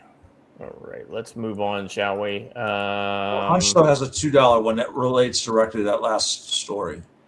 You're talking about the MVG prices? Yeah. I just read that one. Oh, did you? I didn't hear you. My bad. Yep. I don't know why. All right, this next. So we're moving on to America's adventure. So this is Iran, Cuba. Some. And by the way, Watcher, I added one on the end. It's highlighted. Just make sure you pick that one up, because that's a kind of a update to a story we talked about last week. All right, this first one. Well, I'll just let the man himself talk. By the way, look at the guy to his right. I know why. What the No, look at fucking the guy on his Audi left. belly button? Just like He's actually on his left, but yeah. well, it's Trump's left, but our right. Yeah, but yeah. Yeah, Hunch said that guy needs to get to a hospital because that baby is about to drop. Well, I was gonna say, is that a fucking? It's either an Audi belly button or he's got a fucking hernia or something that's like, it's like getting ready to pop. Cuba, look, it's a failed country. Everybody knows it. They don't have electricity. They don't have money. They don't have really anything. They don't have food. And we're going to help them along, and we're going to help them because number one, I want to help them. I don't want to on a humanitarian basis, but we have the Cuban American population, much of it living in Miami and Florida. That's a great group of people, amazing group of people, industrious, they're great Americans. They've wanted this to happen. They want to go back to their country. They want to help their country. I hope they're going to stay here, but they want to go back. They want to invest in their country and, see if they can bring it back. Other presidents have looked at this for 50, 60 years doing something, and it looks like I'll be the one that does it, so we'd be happy to do it. We want to open it up to Cuban Americans where they can go back and help. So I'm telling you, this Cuba thing is on Trump's mind, and I think it's on the mind of the administration because next up is Marco Rubio talking along these lines. Cuba not only has weapons that they've acquired from Russia and China over the years, but they also host Russia and Chinese intelligence presence in their country, not far from where we're standing right now. So Cuba has always posed a national security threat to the United States. They, by the way, have been one of the leading sponsors of terrorism in the entire region. You look at the groups that work out of Colombia that have destabilized that country over the years with full support from this regime over there. So Cuba's consistently posed a threat to the national security of the United States. And the other thing that poses a threat to the national security of the United States is to have a failed state 90 miles from our shores run by friends of our adversaries. Here's what I can tell you. Cuba not only has... So yeah, I mean, there's a lot of processing power is going into this Cuba problem, and the interesting thing is that Cuba may fall without us essentially doing anything. Part of it is timing, I think, but part of it is like you have an administration that's actually willing to put real pressure on Cuba. In the form of like cutting off the oil subsidies from Venezuela, which have basically been the charity they needed to get along in recent years. Without that, they're fucking sucking hide and tit, man. No, I disagree. China allowed us to punk them in Panama. They're not going to allow us to do it in Cuba because then they lose all strategic locations they have, right? So there is that. Two, I'm going to disagree with Donald Trump on one aspect. Oh, no, I absolutely want them to go back. But Cuba is not Venezuela. It's much larger, and it has a better funded military. Now, granted, it's mostly trained to oppress its own citizenry. Yeah. But it is capable. One of the things that I didn't realize, Joe, is that their military has shrunk down to only 40,000 individuals at this point. It used to be a fairly large military. Active number, right? But they do have pretty large reserves. I didn't know the number had gone that low either, but it's interesting. But it does have some capability, though. So. Yeah, I think the big thing is the fact that their equipment is essentially Cold War era equipment, and I doubt it's getting the maintenance love that it needs. These modern militaries, the maintenance requirements are pretty heavy. So I don't know. I don't know how much it's getting. Joe, I think I'm on board with almost everything you said up until like the whole China piece, because I just don't know what China could do. I don't know what China could actually do to really They're bolster. in dire straits right now themselves. Yeah.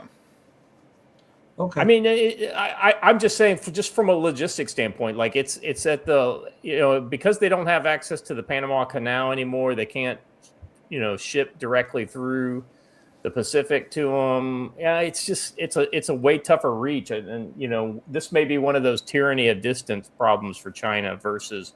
I think they want to bolster them. I agree with you there, Joe. I think that they definitely want to do something. I just don't know if they will be able to make that reach. Cuba has the same. Go ahead. Sorry. Go ahead, Joe. Cuba has the same benefit, though, that Iran does, that if they really wanted to, they could cause all sorts of havoc within the homeland, which would destroy our political will to do anything. Let me point out this other side political piece to all of this. It is absolutely hilarious to see everyone who is all thrilled about Trump and his no new wars thing now cheering on Trump and as many new wars as he can possibly start. Yeah.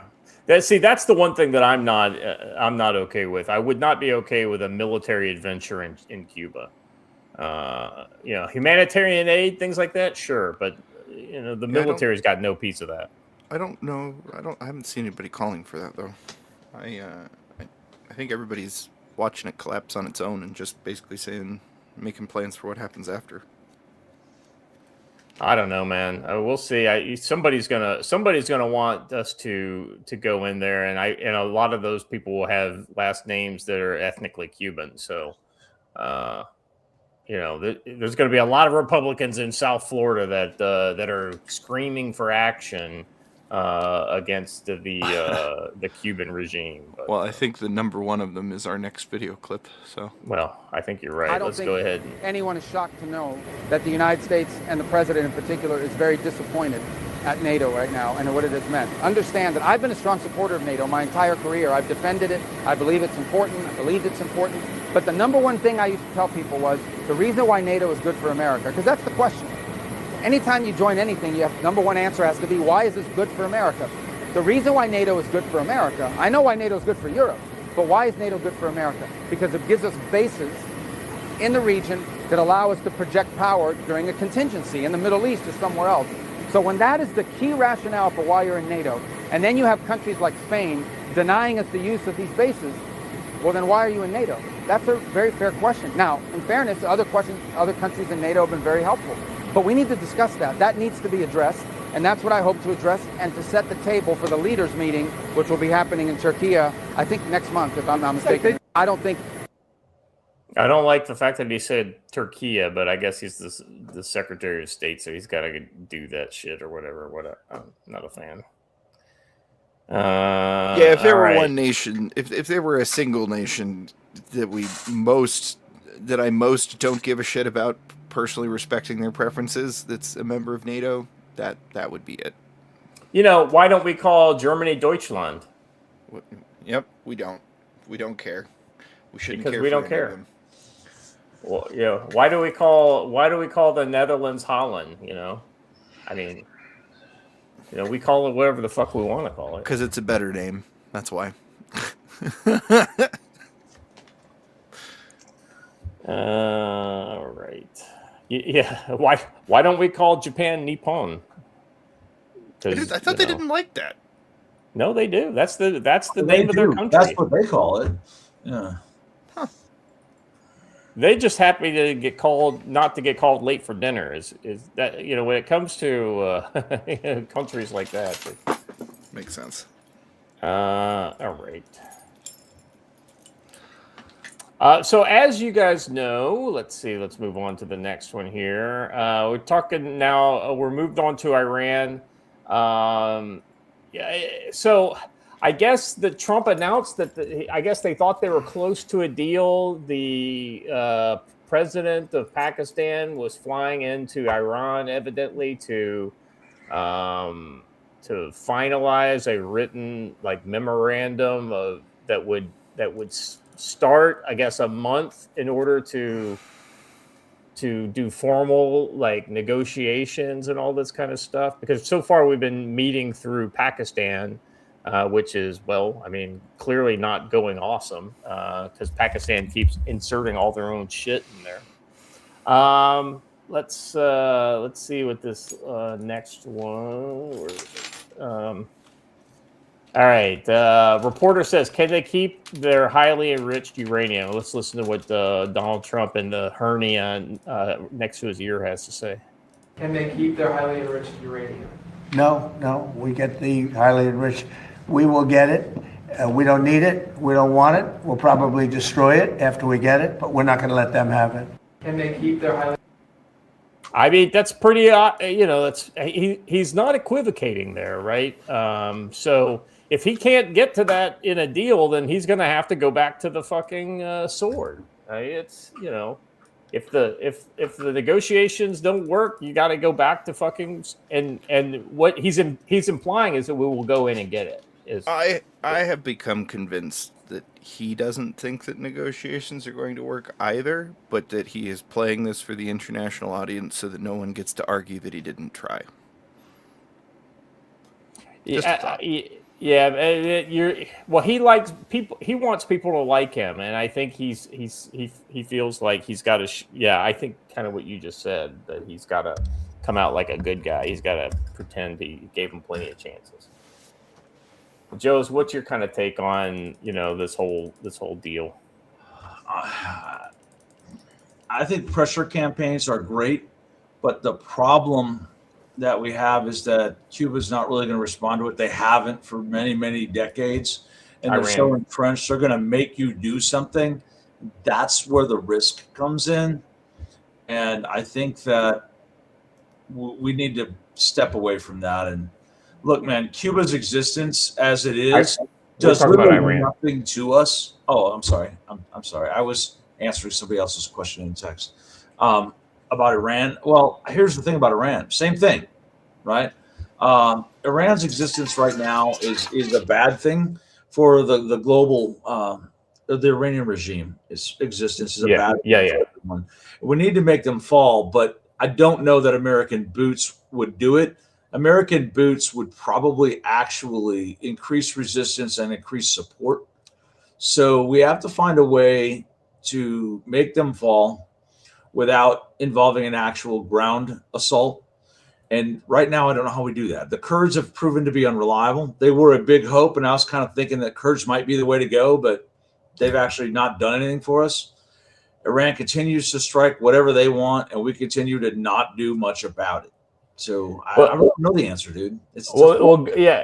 Good news. We have news that evidently the Kurds are starting to get off the pot a little bit. We'll talk about that here in a second. The thing though, Joe, that I'm convinced of right now is that if they don't give up voluntarily the enriched uranium, Trump is going to have a ground operation where they go in and take it. And I guess if there is any silver lining to that cloud, is that almost all of these major nuclear sites are outside of major cities, so that you can isolate them with conventional forces and basically play defense for 72 hours, 96 hours, whatever it takes to get in there, grab the stuff and fly it out. But, if you don't think that Iran isn't going to sortie their military out to kill as many Americans as possible, you're crazy. So I'm not looking forward to any kind of a ground action. That's kind of where I'm at.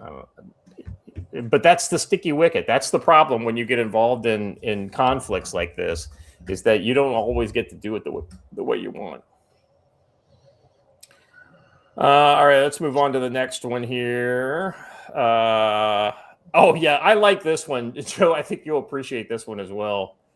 Marco Rubio was talking about it earlier with Spain and NATO, and why would you be in NATO if you don't want to help NATO members out when they're doing something that they all agree with, right? Which is the idea of Iran shouldn't have nuclear weapons.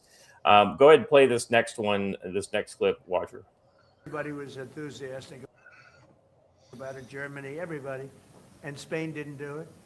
And now Spain actually said that we can't use their bases, and that's all right. We could use their base if we want. We could just fly in and use it. Nobody's going to tell us not to use it. but we don't have to. But they were unfriendly. And so I told him, we don't want to, Spain has absolutely nothing that we need other than great people. They have great people, but they don't have great leadership. And as you know, they were the only country that in NATO would not agree to go up to 5%.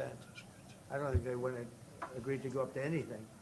They wanted to keep it at 2%, and they don't pay the 2%.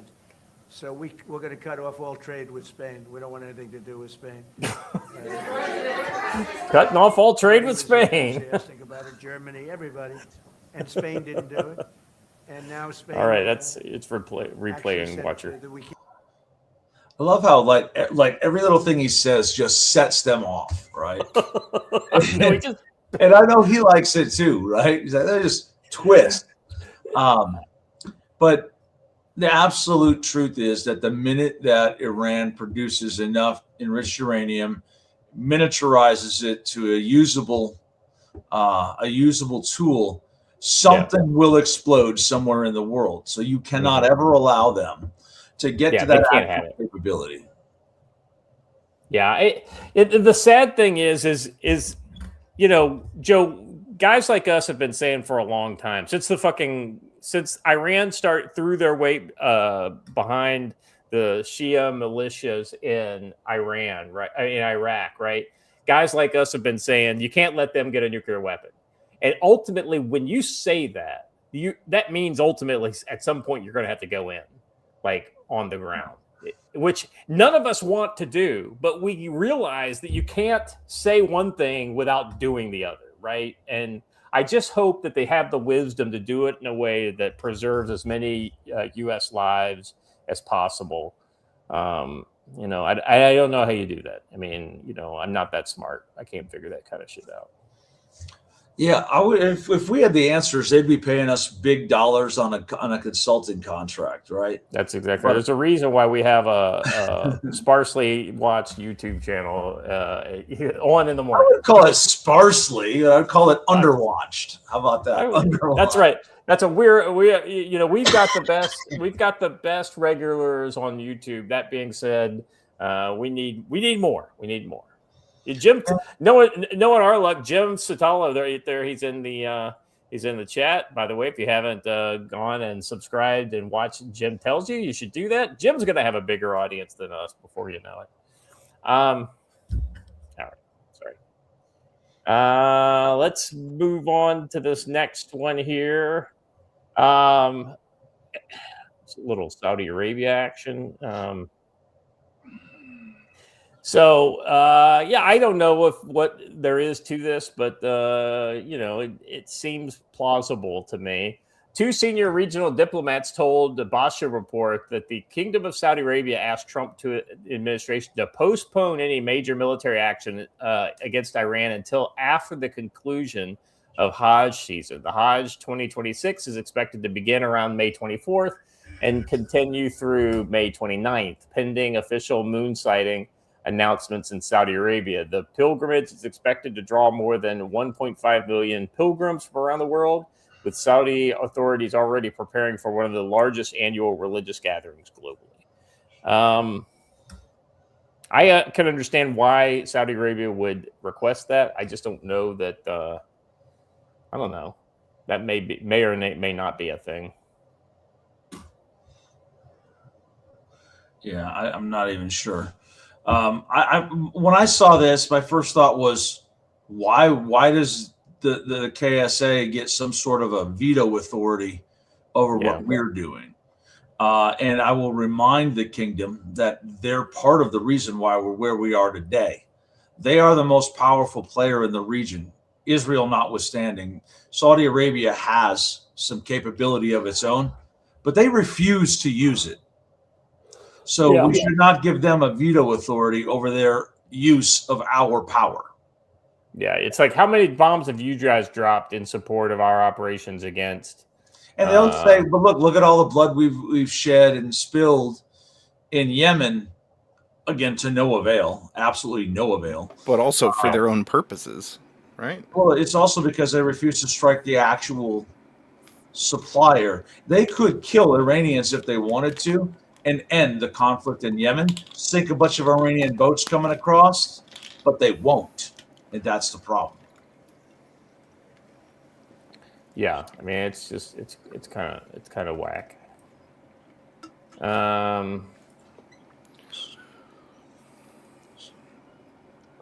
Have you guys seen this footage of what appears to be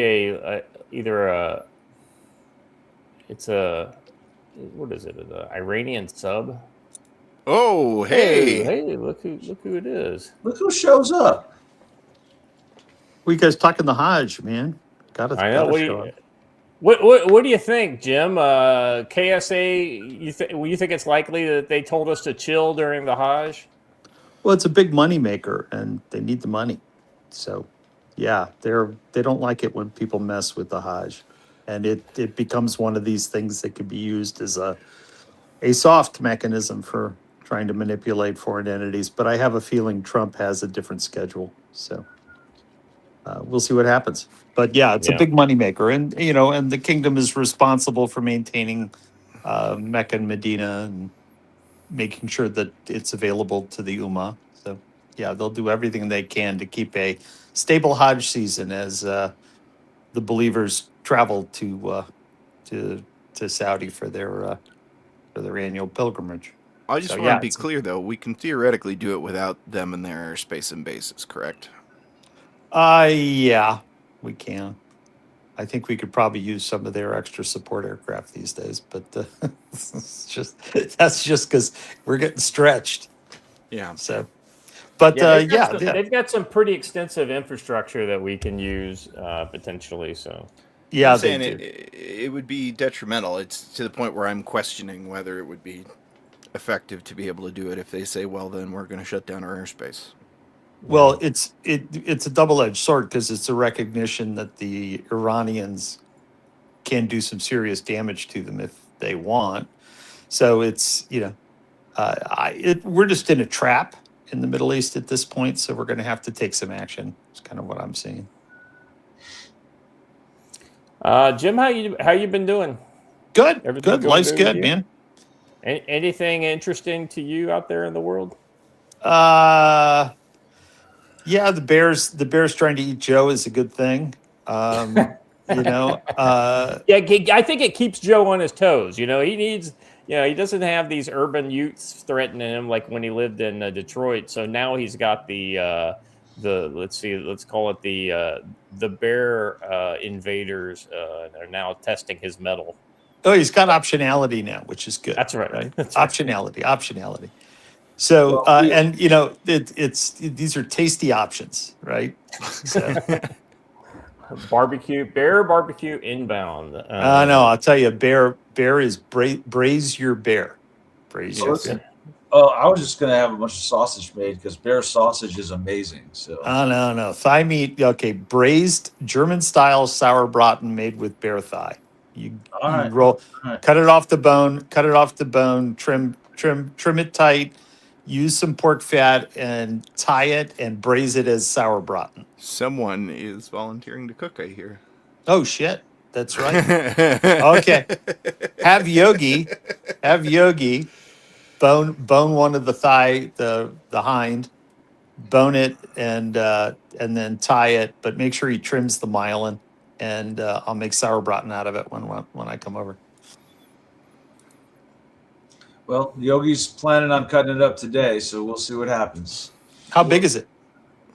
He's at least 350, probably closer to 400 pounds. So male? Yeah. Well, Jim, I'm glad that we had you here more than just for bear cooking advice, because the next topic is actually your specialty. Oh, really? So stir-fried bear? So this next one is about, so we had all this great kind of talking while Trump was in China, Who's that handsome fellow? Oh my goodness. Elvis Coley. So Pentagon delegation's Beijing visit held up over gargantuan U.S. arms package for Taiwan. Yeah, so if we go ahead and sell these arms to Taiwan, we were basically just kind of shining the Chinese on all along, and it was all just basically a big smoke and mirrors thing for Trump to get clicks while he was there. China is using a Pentagon itinerary as structured leverage, and Taiwan remains front and center as the key geopolitical snag in better communications with and relations between Beijing and Washington. According to Financial Times report on Thursday, China is actively holding up the proposed visit of Elbridge Colby, the Pentagon's Undersecretary of Defense for Policy. The move is a transparent effort to pressure President Trump over a looming $14 billion weapons package for Taiwan. While Colby has been actively discussing a summer trip to Beijing with Chinese officials, China has effectively frozen the process, and logistics sources familiar with the talks report Beijing has signaled it cannot approve a visit until Trump decides how he will proceed with the arms package. Jim, what do you think about this? I mean, I was reading about this arms package. Gargantuan does a good job of explaining what it is. Yeah, well, if you see some of the follow-on reporting on this, we really don't have the capacity to be giving the Taiwanese some of the systems that they've asked for. Yeah. Right. So you just go down the list of the most important things, and so anything to do with missiles, rockets, interceptors, we're short. Yeah, that's right? DOA. Yeah. Yeah, we're gonna be short for the next 5 to 7 years. So I understand that piece of it. I don't think Elbridge Colby gives a shit what Beijing thinks at this point, which is good for us. The Taiwanese are an important ally. The Taiwanese are important for stability for Korea and Japan. Taiwanese are important for stability for the Philippines, also our allies. So I think that there's a game being played here that suits us to delay to the delivery of some of these systems, but we should be giving the Taiwanese everything we possibly can. And if the Chinese don't want Elbridge to come visit, that's okay. Elbridge should say, see you later. Call me when you need me. Because honestly, the Chinese and the U.S. aren't going to come to any agreements on defense at this point. Taiwan is the issue, and we're supporting Taiwan, and we should continue to support Taiwan. I mean, why would we throw a very productive democracy under the bus? It's a bad idea. And I think we've got enough on our plate right now. We should be filter feeding as much of this stuff into Taiwan as possible that doesn't impact our availability. And we need to do something about Iran, get Iran off the map, get Cuba off the map.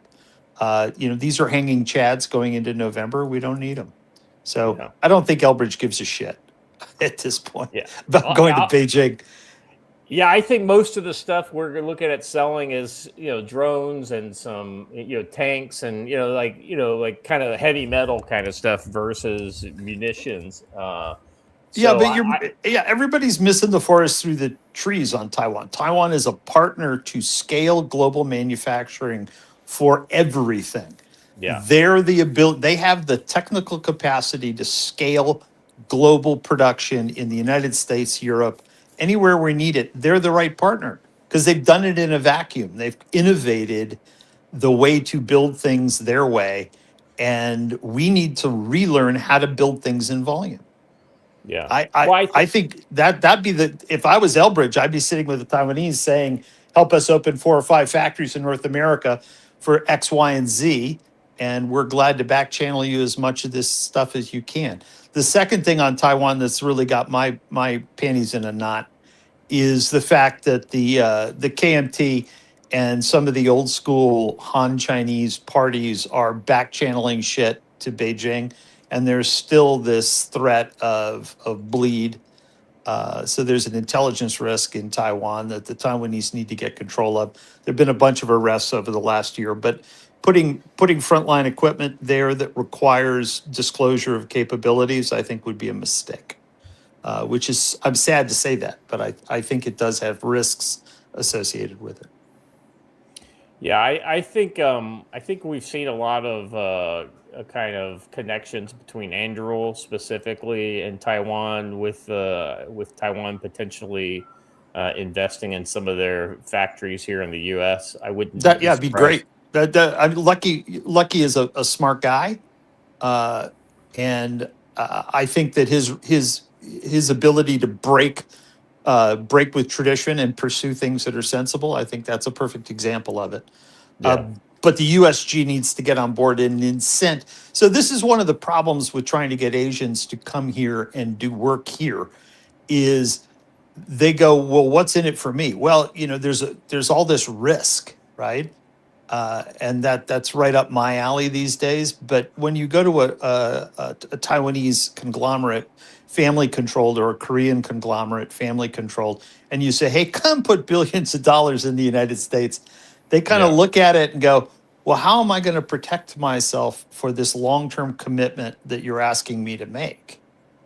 And I don't think we've answered that very well for the Asian partnerships that are important to scale things like attritable drones. Lucky can say, hey, buddy, I'll put up $1, you put up $1. But at the end of the day, there's more to it than that. You're going to have to get the U.S. government to give these people some cover as they make 20-year type industrial investments in the United States, or even begin to scale production in Malaysia or Indonesia for supplying the consumable products, the small motors, the servos, all that other stuff that we need for that industry. And don't get me started on fuel and explosives, because that's even more complex. Yeah, that's a good point. All right. Let's move on to the next one here. This next one is a response to something you brought up earlier, Joe. We talked about the Kurds got a lot of weapons that they were supposed to pass on to the Iranians, but for whatever reason they didn't. They kept them. I wonder if the CIA or whoever has been taking that part of the fight has started leaning on their Rojava connections or whatever. This is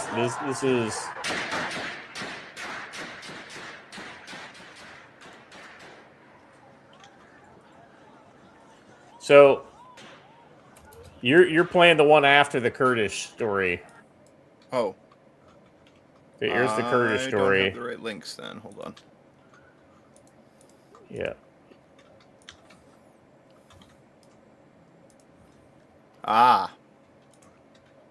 There you go.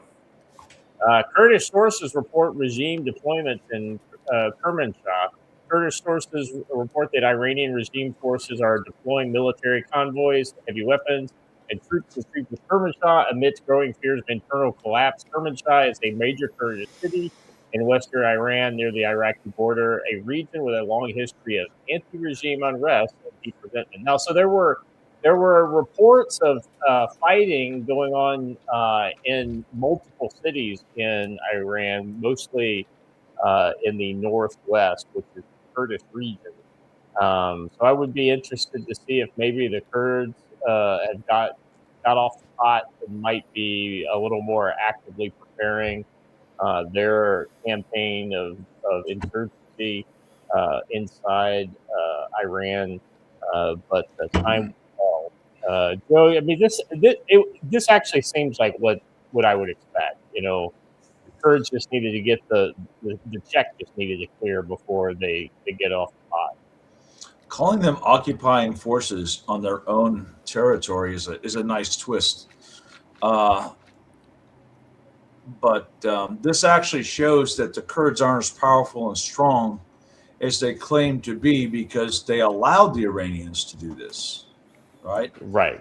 They don't have the power on the autonomous region. You don't let them do this. So, yeah, 100%.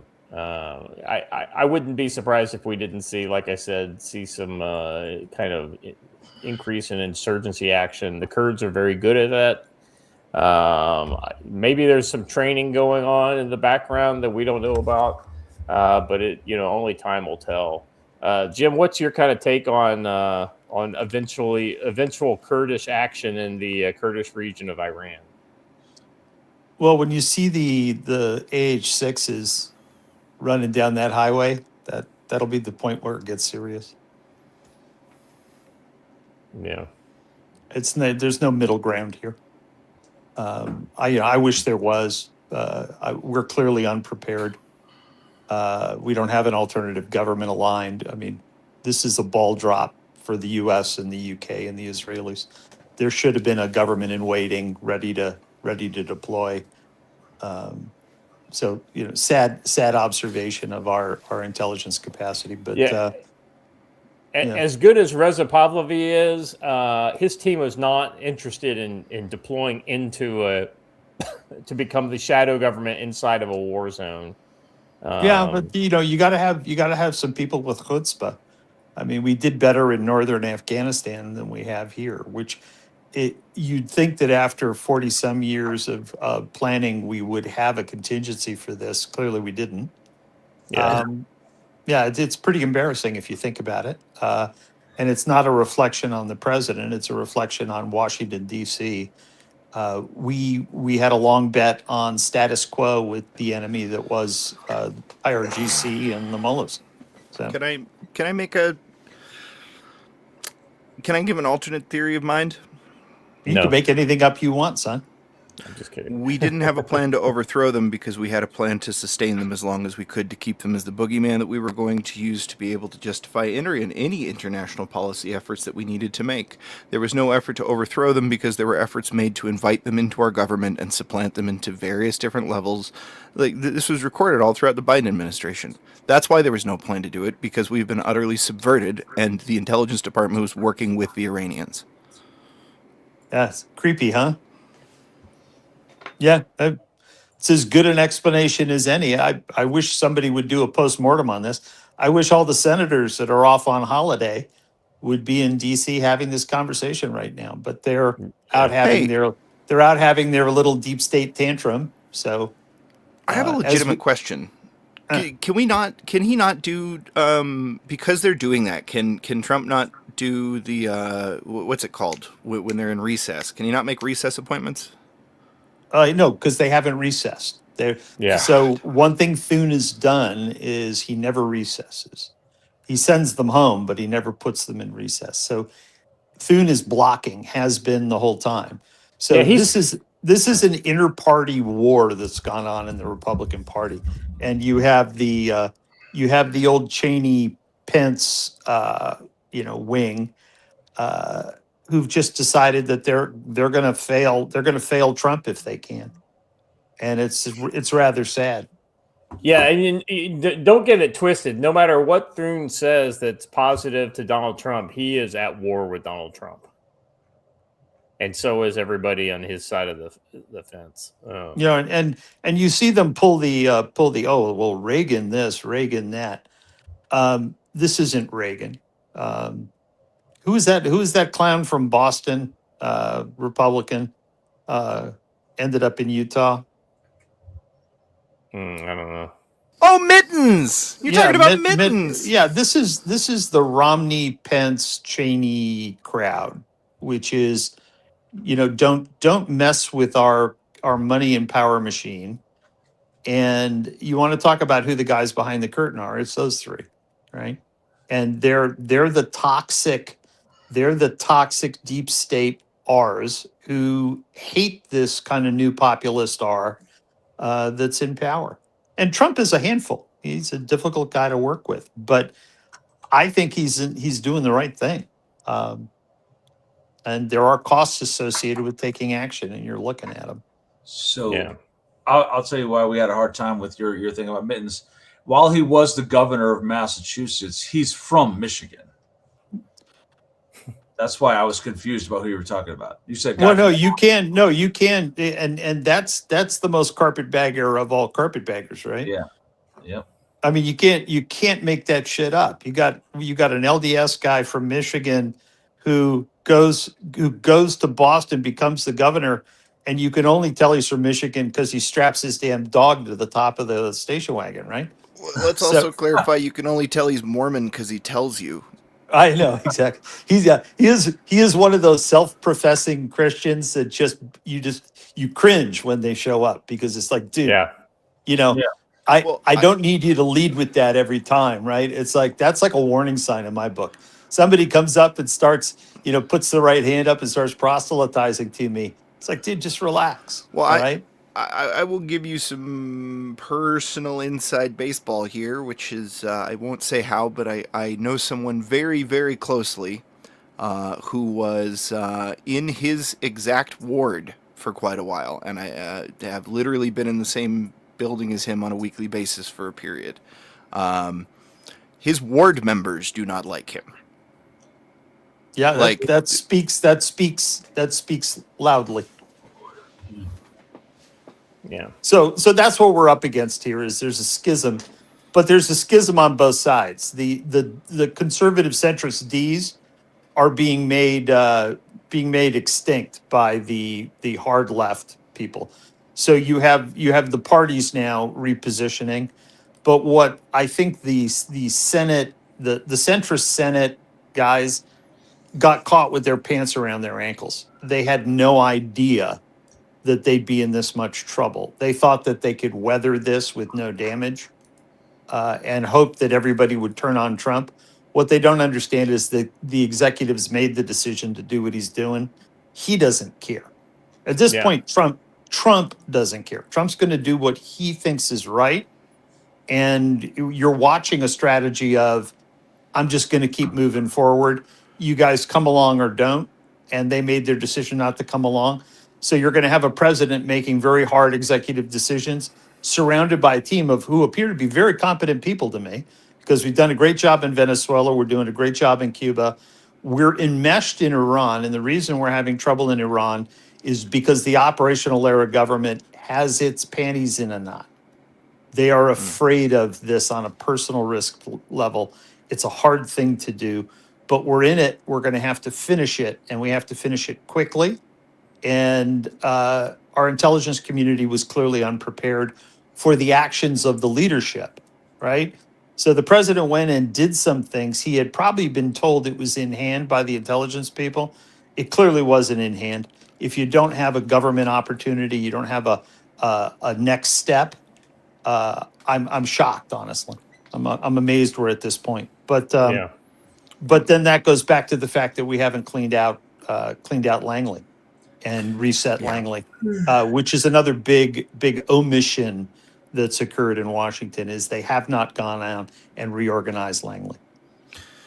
If I may, though, the not caring and just doing what's right, even though it may hurt some people electorally or politically, isn't that literally what people isn't it literally what the very political bigwigs who hate Trump the most have been saying is the advantage that countries like China have over the U.S. is that all U.S. politicians are focused on a 2 to 4 year electoral time window, and if anything is beyond that, it is not of their concern.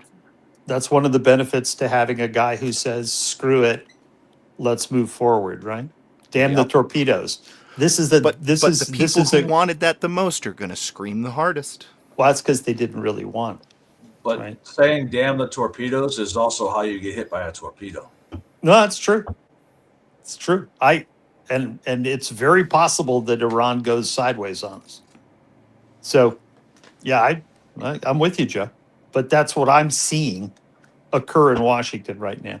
That's why Elbridge doesn't give a shit about not being able to go to Beijing. Elbridge knew it was 50-50 that he wouldn't go to Beijing, right? Oh, and that's okay.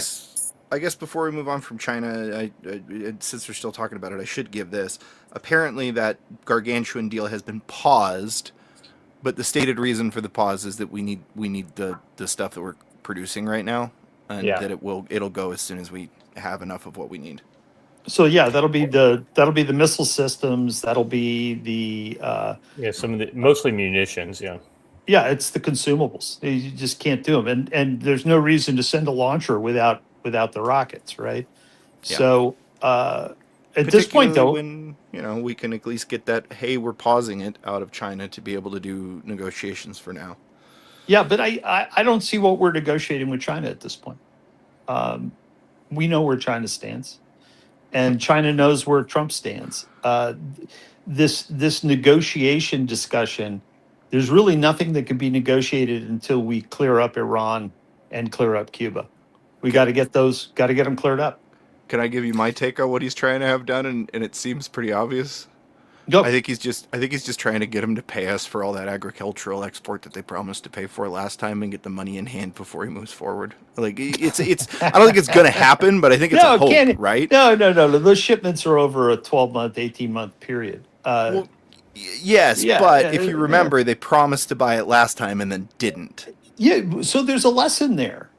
And I think Elbridge Colby knows the lesson, which is fuck it. Take the letter that says here we'll buy it and move forward with what you have to do. We have to do Iran. We have to do Cuba. Everything else is just kabuki at this point. Yeah. All right. Let's go on. We got Objection. one more. Kabuki's entertaining. Yeah, exactly.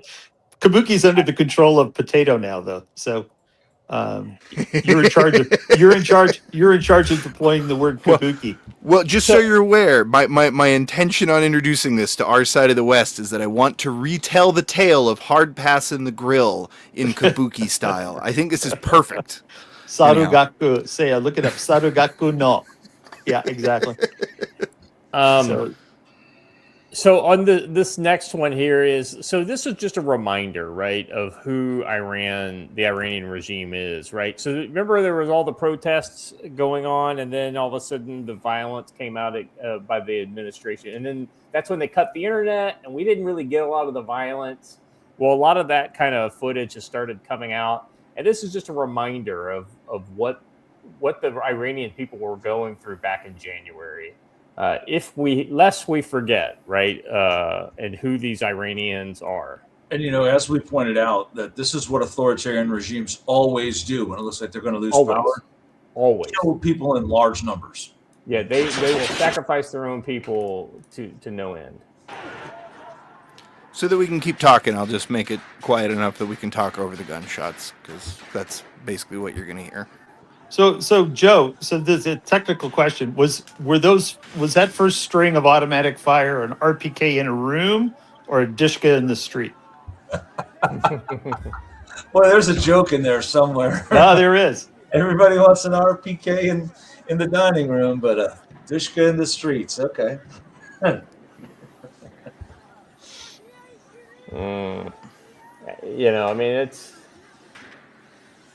it really matter? It doesn't really matter. It clearly matters to the people who are ducking down behind the wall. Yeah, well, I tell you what, if you're getting shot at by a Dishka, your wall is not going to last very long. Yeah, your walls mean nothing to a Dishka or a KPV. Yeah. So. Doug. Yeah, exactly. Yeah, it's essentially their 50 cal. 12.7 millimeter. So that's 1.27 centimeters. I'm just saying. So anyway, so that's just a little reminder of who the Iranian regime is. By the way, the leadership that pulled the trigger on all that, they're all dead now. And it's the guy that was working on the coat check at the beginning of the war is now in charge of the country. All right. This last one, I think, is kind of like, do bad things. You do stupid things, get stupid prizes. Do good things, get good prizes. So this is coming out. This is news out of NATO, kind of the opposite of what's going on with Spain. This is Trump announcing that. Let's see. Let me get this open so I can read it. Trump's Truth Social, he says, based on the successful election of the now president of Poland, who I was proud to endorse in our relationship with him, I am pleased to announce the United States will be sending an additional 5,000 troops to Poland. Thank you for your attention to this matter. So basically, we're removing 5,000 troops from Germany, and we're adding 5,000 troops over to Poland. This is no surprise to me at all. Let's listen to what Trump has from Germany. Will you move them to Poland or maybe some other countries on the eastern flank? Well, Poland would like that. We have a great relationship with Poland. I have a great relationship with the president. You remember, I endorsed him, and he won. And he came from way behind and he won. He's a great fighter. He's a great guy. I like him a lot. So that's positive. But will you do it? She's asking you for. That was the most Trump statement ever. You know, he won his election, but that's because I endorsed him. So I'm going to take full credit for him winning the election. That's so funny. You're right. That is about the most Trump thing ever. But yeah, I mean, Trump is very much about rewarding those people who do right by him. It's kind of, it is definitely a thing that he does. Jim, I mean, makes sense, right? Germany acts a fool. Italy acts a fool. Spain acts a fool. Just start moving U.S. troops out of these and sending them to places where, we've got a little more leeway to act, right? Well, also the line moved, right? So it's archaic that forces are held, in what would be, Western Europe. The point of engagement is Eastern Europe now, right? The Baltics all the way down through the Adriatic, Romania, Bulgaria. I'd say troops would be better served and more proximate to the combat that we foresee there. Their defensive strategy there. Cost should be much lower. Germany's an expensive place to operate. I can't imagine, you don't move the hospital out, keep Wiesbaden there, do that right. But I would put the force structures as far into Poland and Romania and Bulgaria as I could. And they're also just more receptive at this point. I think it'd be a better place to be as a young soldier at this point. Yeah, no, 100%. Like I spent a good amount of time in Romania, and man, those people were really, they wanted to hear what we had to say. They respected the American point of view. I mean, like I had a room full of Romanian colonels and generals eating out of the palm of my hand because I was the only PAO that they've ever met that would actually talk to them about how we really do things. Like everybody else wanted to talk about the kind of the broad brushstrokes, where I was talking about how COVID was the largest information operations ever perpetuated against humankind. They wonder why you're in the situation you're in. It's not because I didn't tell the truth. That's for damn sure. Exactly. Yeah, and then you can finish the meeting, have a really good dinner, drink some wine, and then hit the beach. Great beer. Yeah, 100%. Yeah, man. No, what's not to like, right? And I did not see any Muslims in Romania. Go to Bulgaria. I saw a bunch of gypsies, but no Muslims. No, so Eastern Europe is a good place to put these guys, and it's going to be interesting to see what kind of reconciliation comes out in Ukraine in the next couple of months. But there is actual exhaustion on both sides, so I'm not sure how that's going to manifest. But watching the massive drone exchanges, that can't go on for another year. Yeah. All right, guys. Around the horn, Joe. I don't. Oh, hold on a second. Let me read Janine Rogers here. Member for 38 months. Thank you, Janine, for the support. We remember and honor those who gave all and their families on Memorial Day. God bless them and their sacrifice. Yeah, 100%. Like, Amen. Like those Gold Star families, right? They're the ones that have lost service members in conflict. Man, I can only imagine what it's like having to go through what they've been through. I've got some pretty close friends who we lost over in Iraq.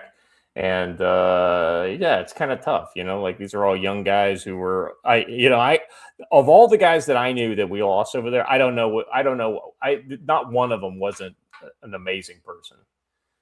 So it kind of sucks, but the light that brights twice as bright burns half as long. I think that genus thing is very important, and I always do a post about this on Monday. That Memorial Day weekend is not about barbecue. There's a whole lot more that you need to be thinking about this weekend.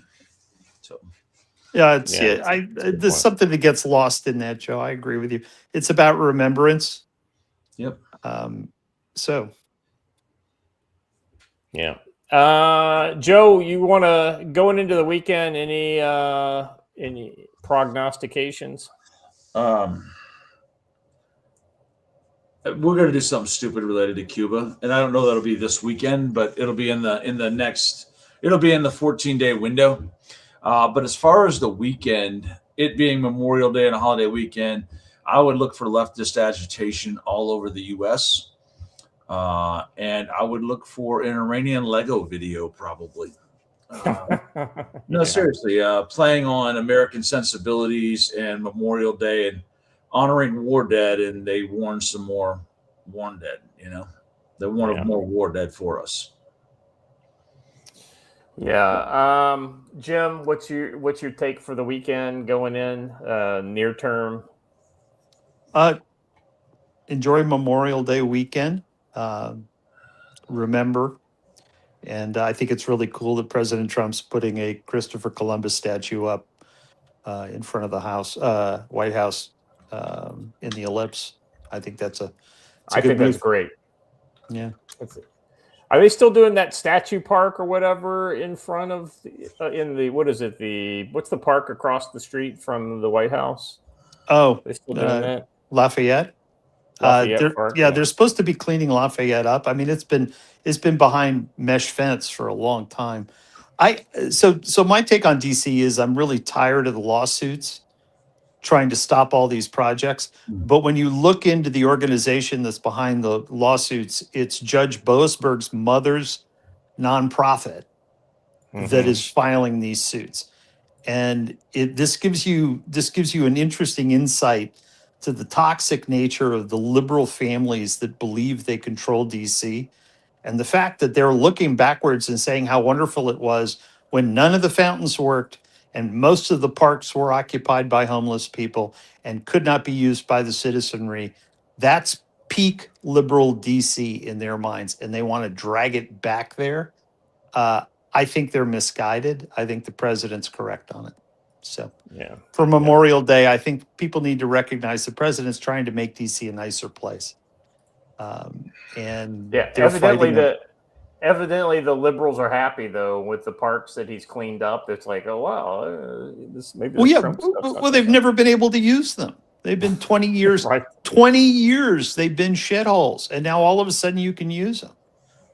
It's theater of the absurd. I mean, I went and looked at the background of the nonprofit. I was shocked. I was like, you couldn't make this up.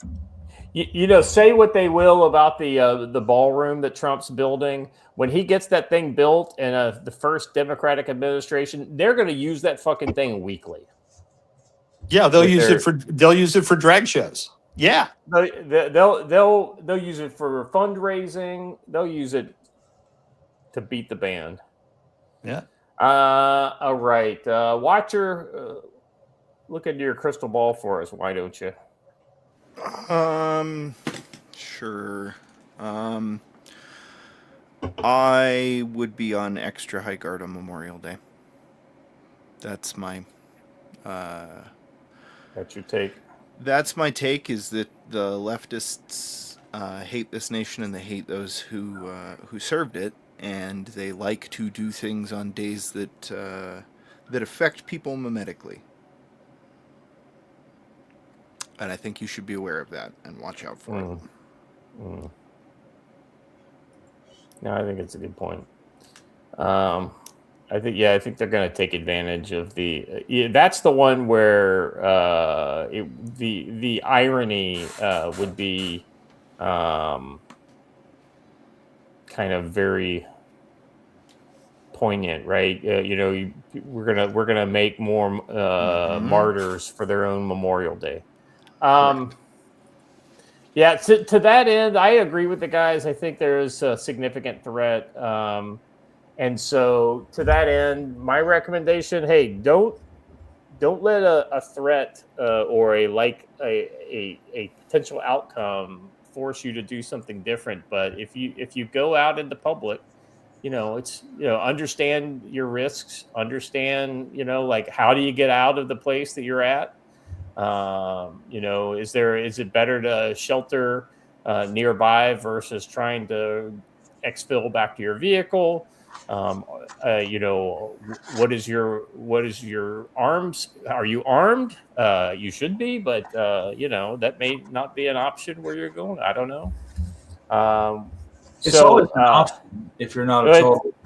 Exactly right. Unless you're going through a metal detector, it's an option. Remember, kids, everywhere is open carry if you're not a bitch. Exactly. All right. I thought that, by the way, the thing you put in the private chat, Watcher, that they said that they shot one of the UFOs down. That's kind of interesting. I'm just saying, there's a guy walking around right there with a UFO kill, and you think you're hot shit. You know what I mean? I know, right? Like, Here's my question.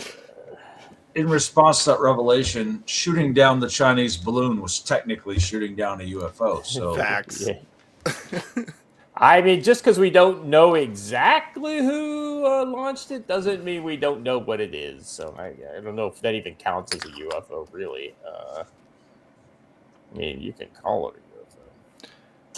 I'll put it this way. I think Joe's right for the sake of the argument, but if a guy was trying to argue that with me in a bar to say that he had shot down a UFO, I'd laugh at him. Yeah, good point. All right, guys, that's all I got. Glad Jim could join us here. We appreciate him and his wisdom he brings. Joe, thank you. Watcher, thank you. Chat, you guys were awesome as always. Please, we will be back on Monday, same time, same channel. Unless for whatever reason we choose to change plans between now and then. If we do so, we'll let you know via X. But right now we plan on being on live on Monday. I think the Starship's going to be taken off today, supposedly. So check that out. That might be fun. And hey, guys, the information for the SpaceX IPO dropped. You might want to look into that if you're into investing. So I'm not an investor. All right. Thank you guys for being here. We appreciate you. If you haven't done already, please subscribe to the channel. Hit the bell for notifications. Like the video and let your friends know that we're doing good stuff over here. And by the way, about the classes, make sure you're telling your friends and your neighbors and the people that you think it applies to about these classes, right? And even if you can't go, that doesn't mean somebody you don't know can't go. So I would make sure that somebody can't go if they don't know about it, right? So you are the best marketing that Brush Beater and Joe and all these guys who are doing classes have. So yes, put that in your pipe and smoke it. We will be back on Monday. Thank you guys very much. And as always, stay safe.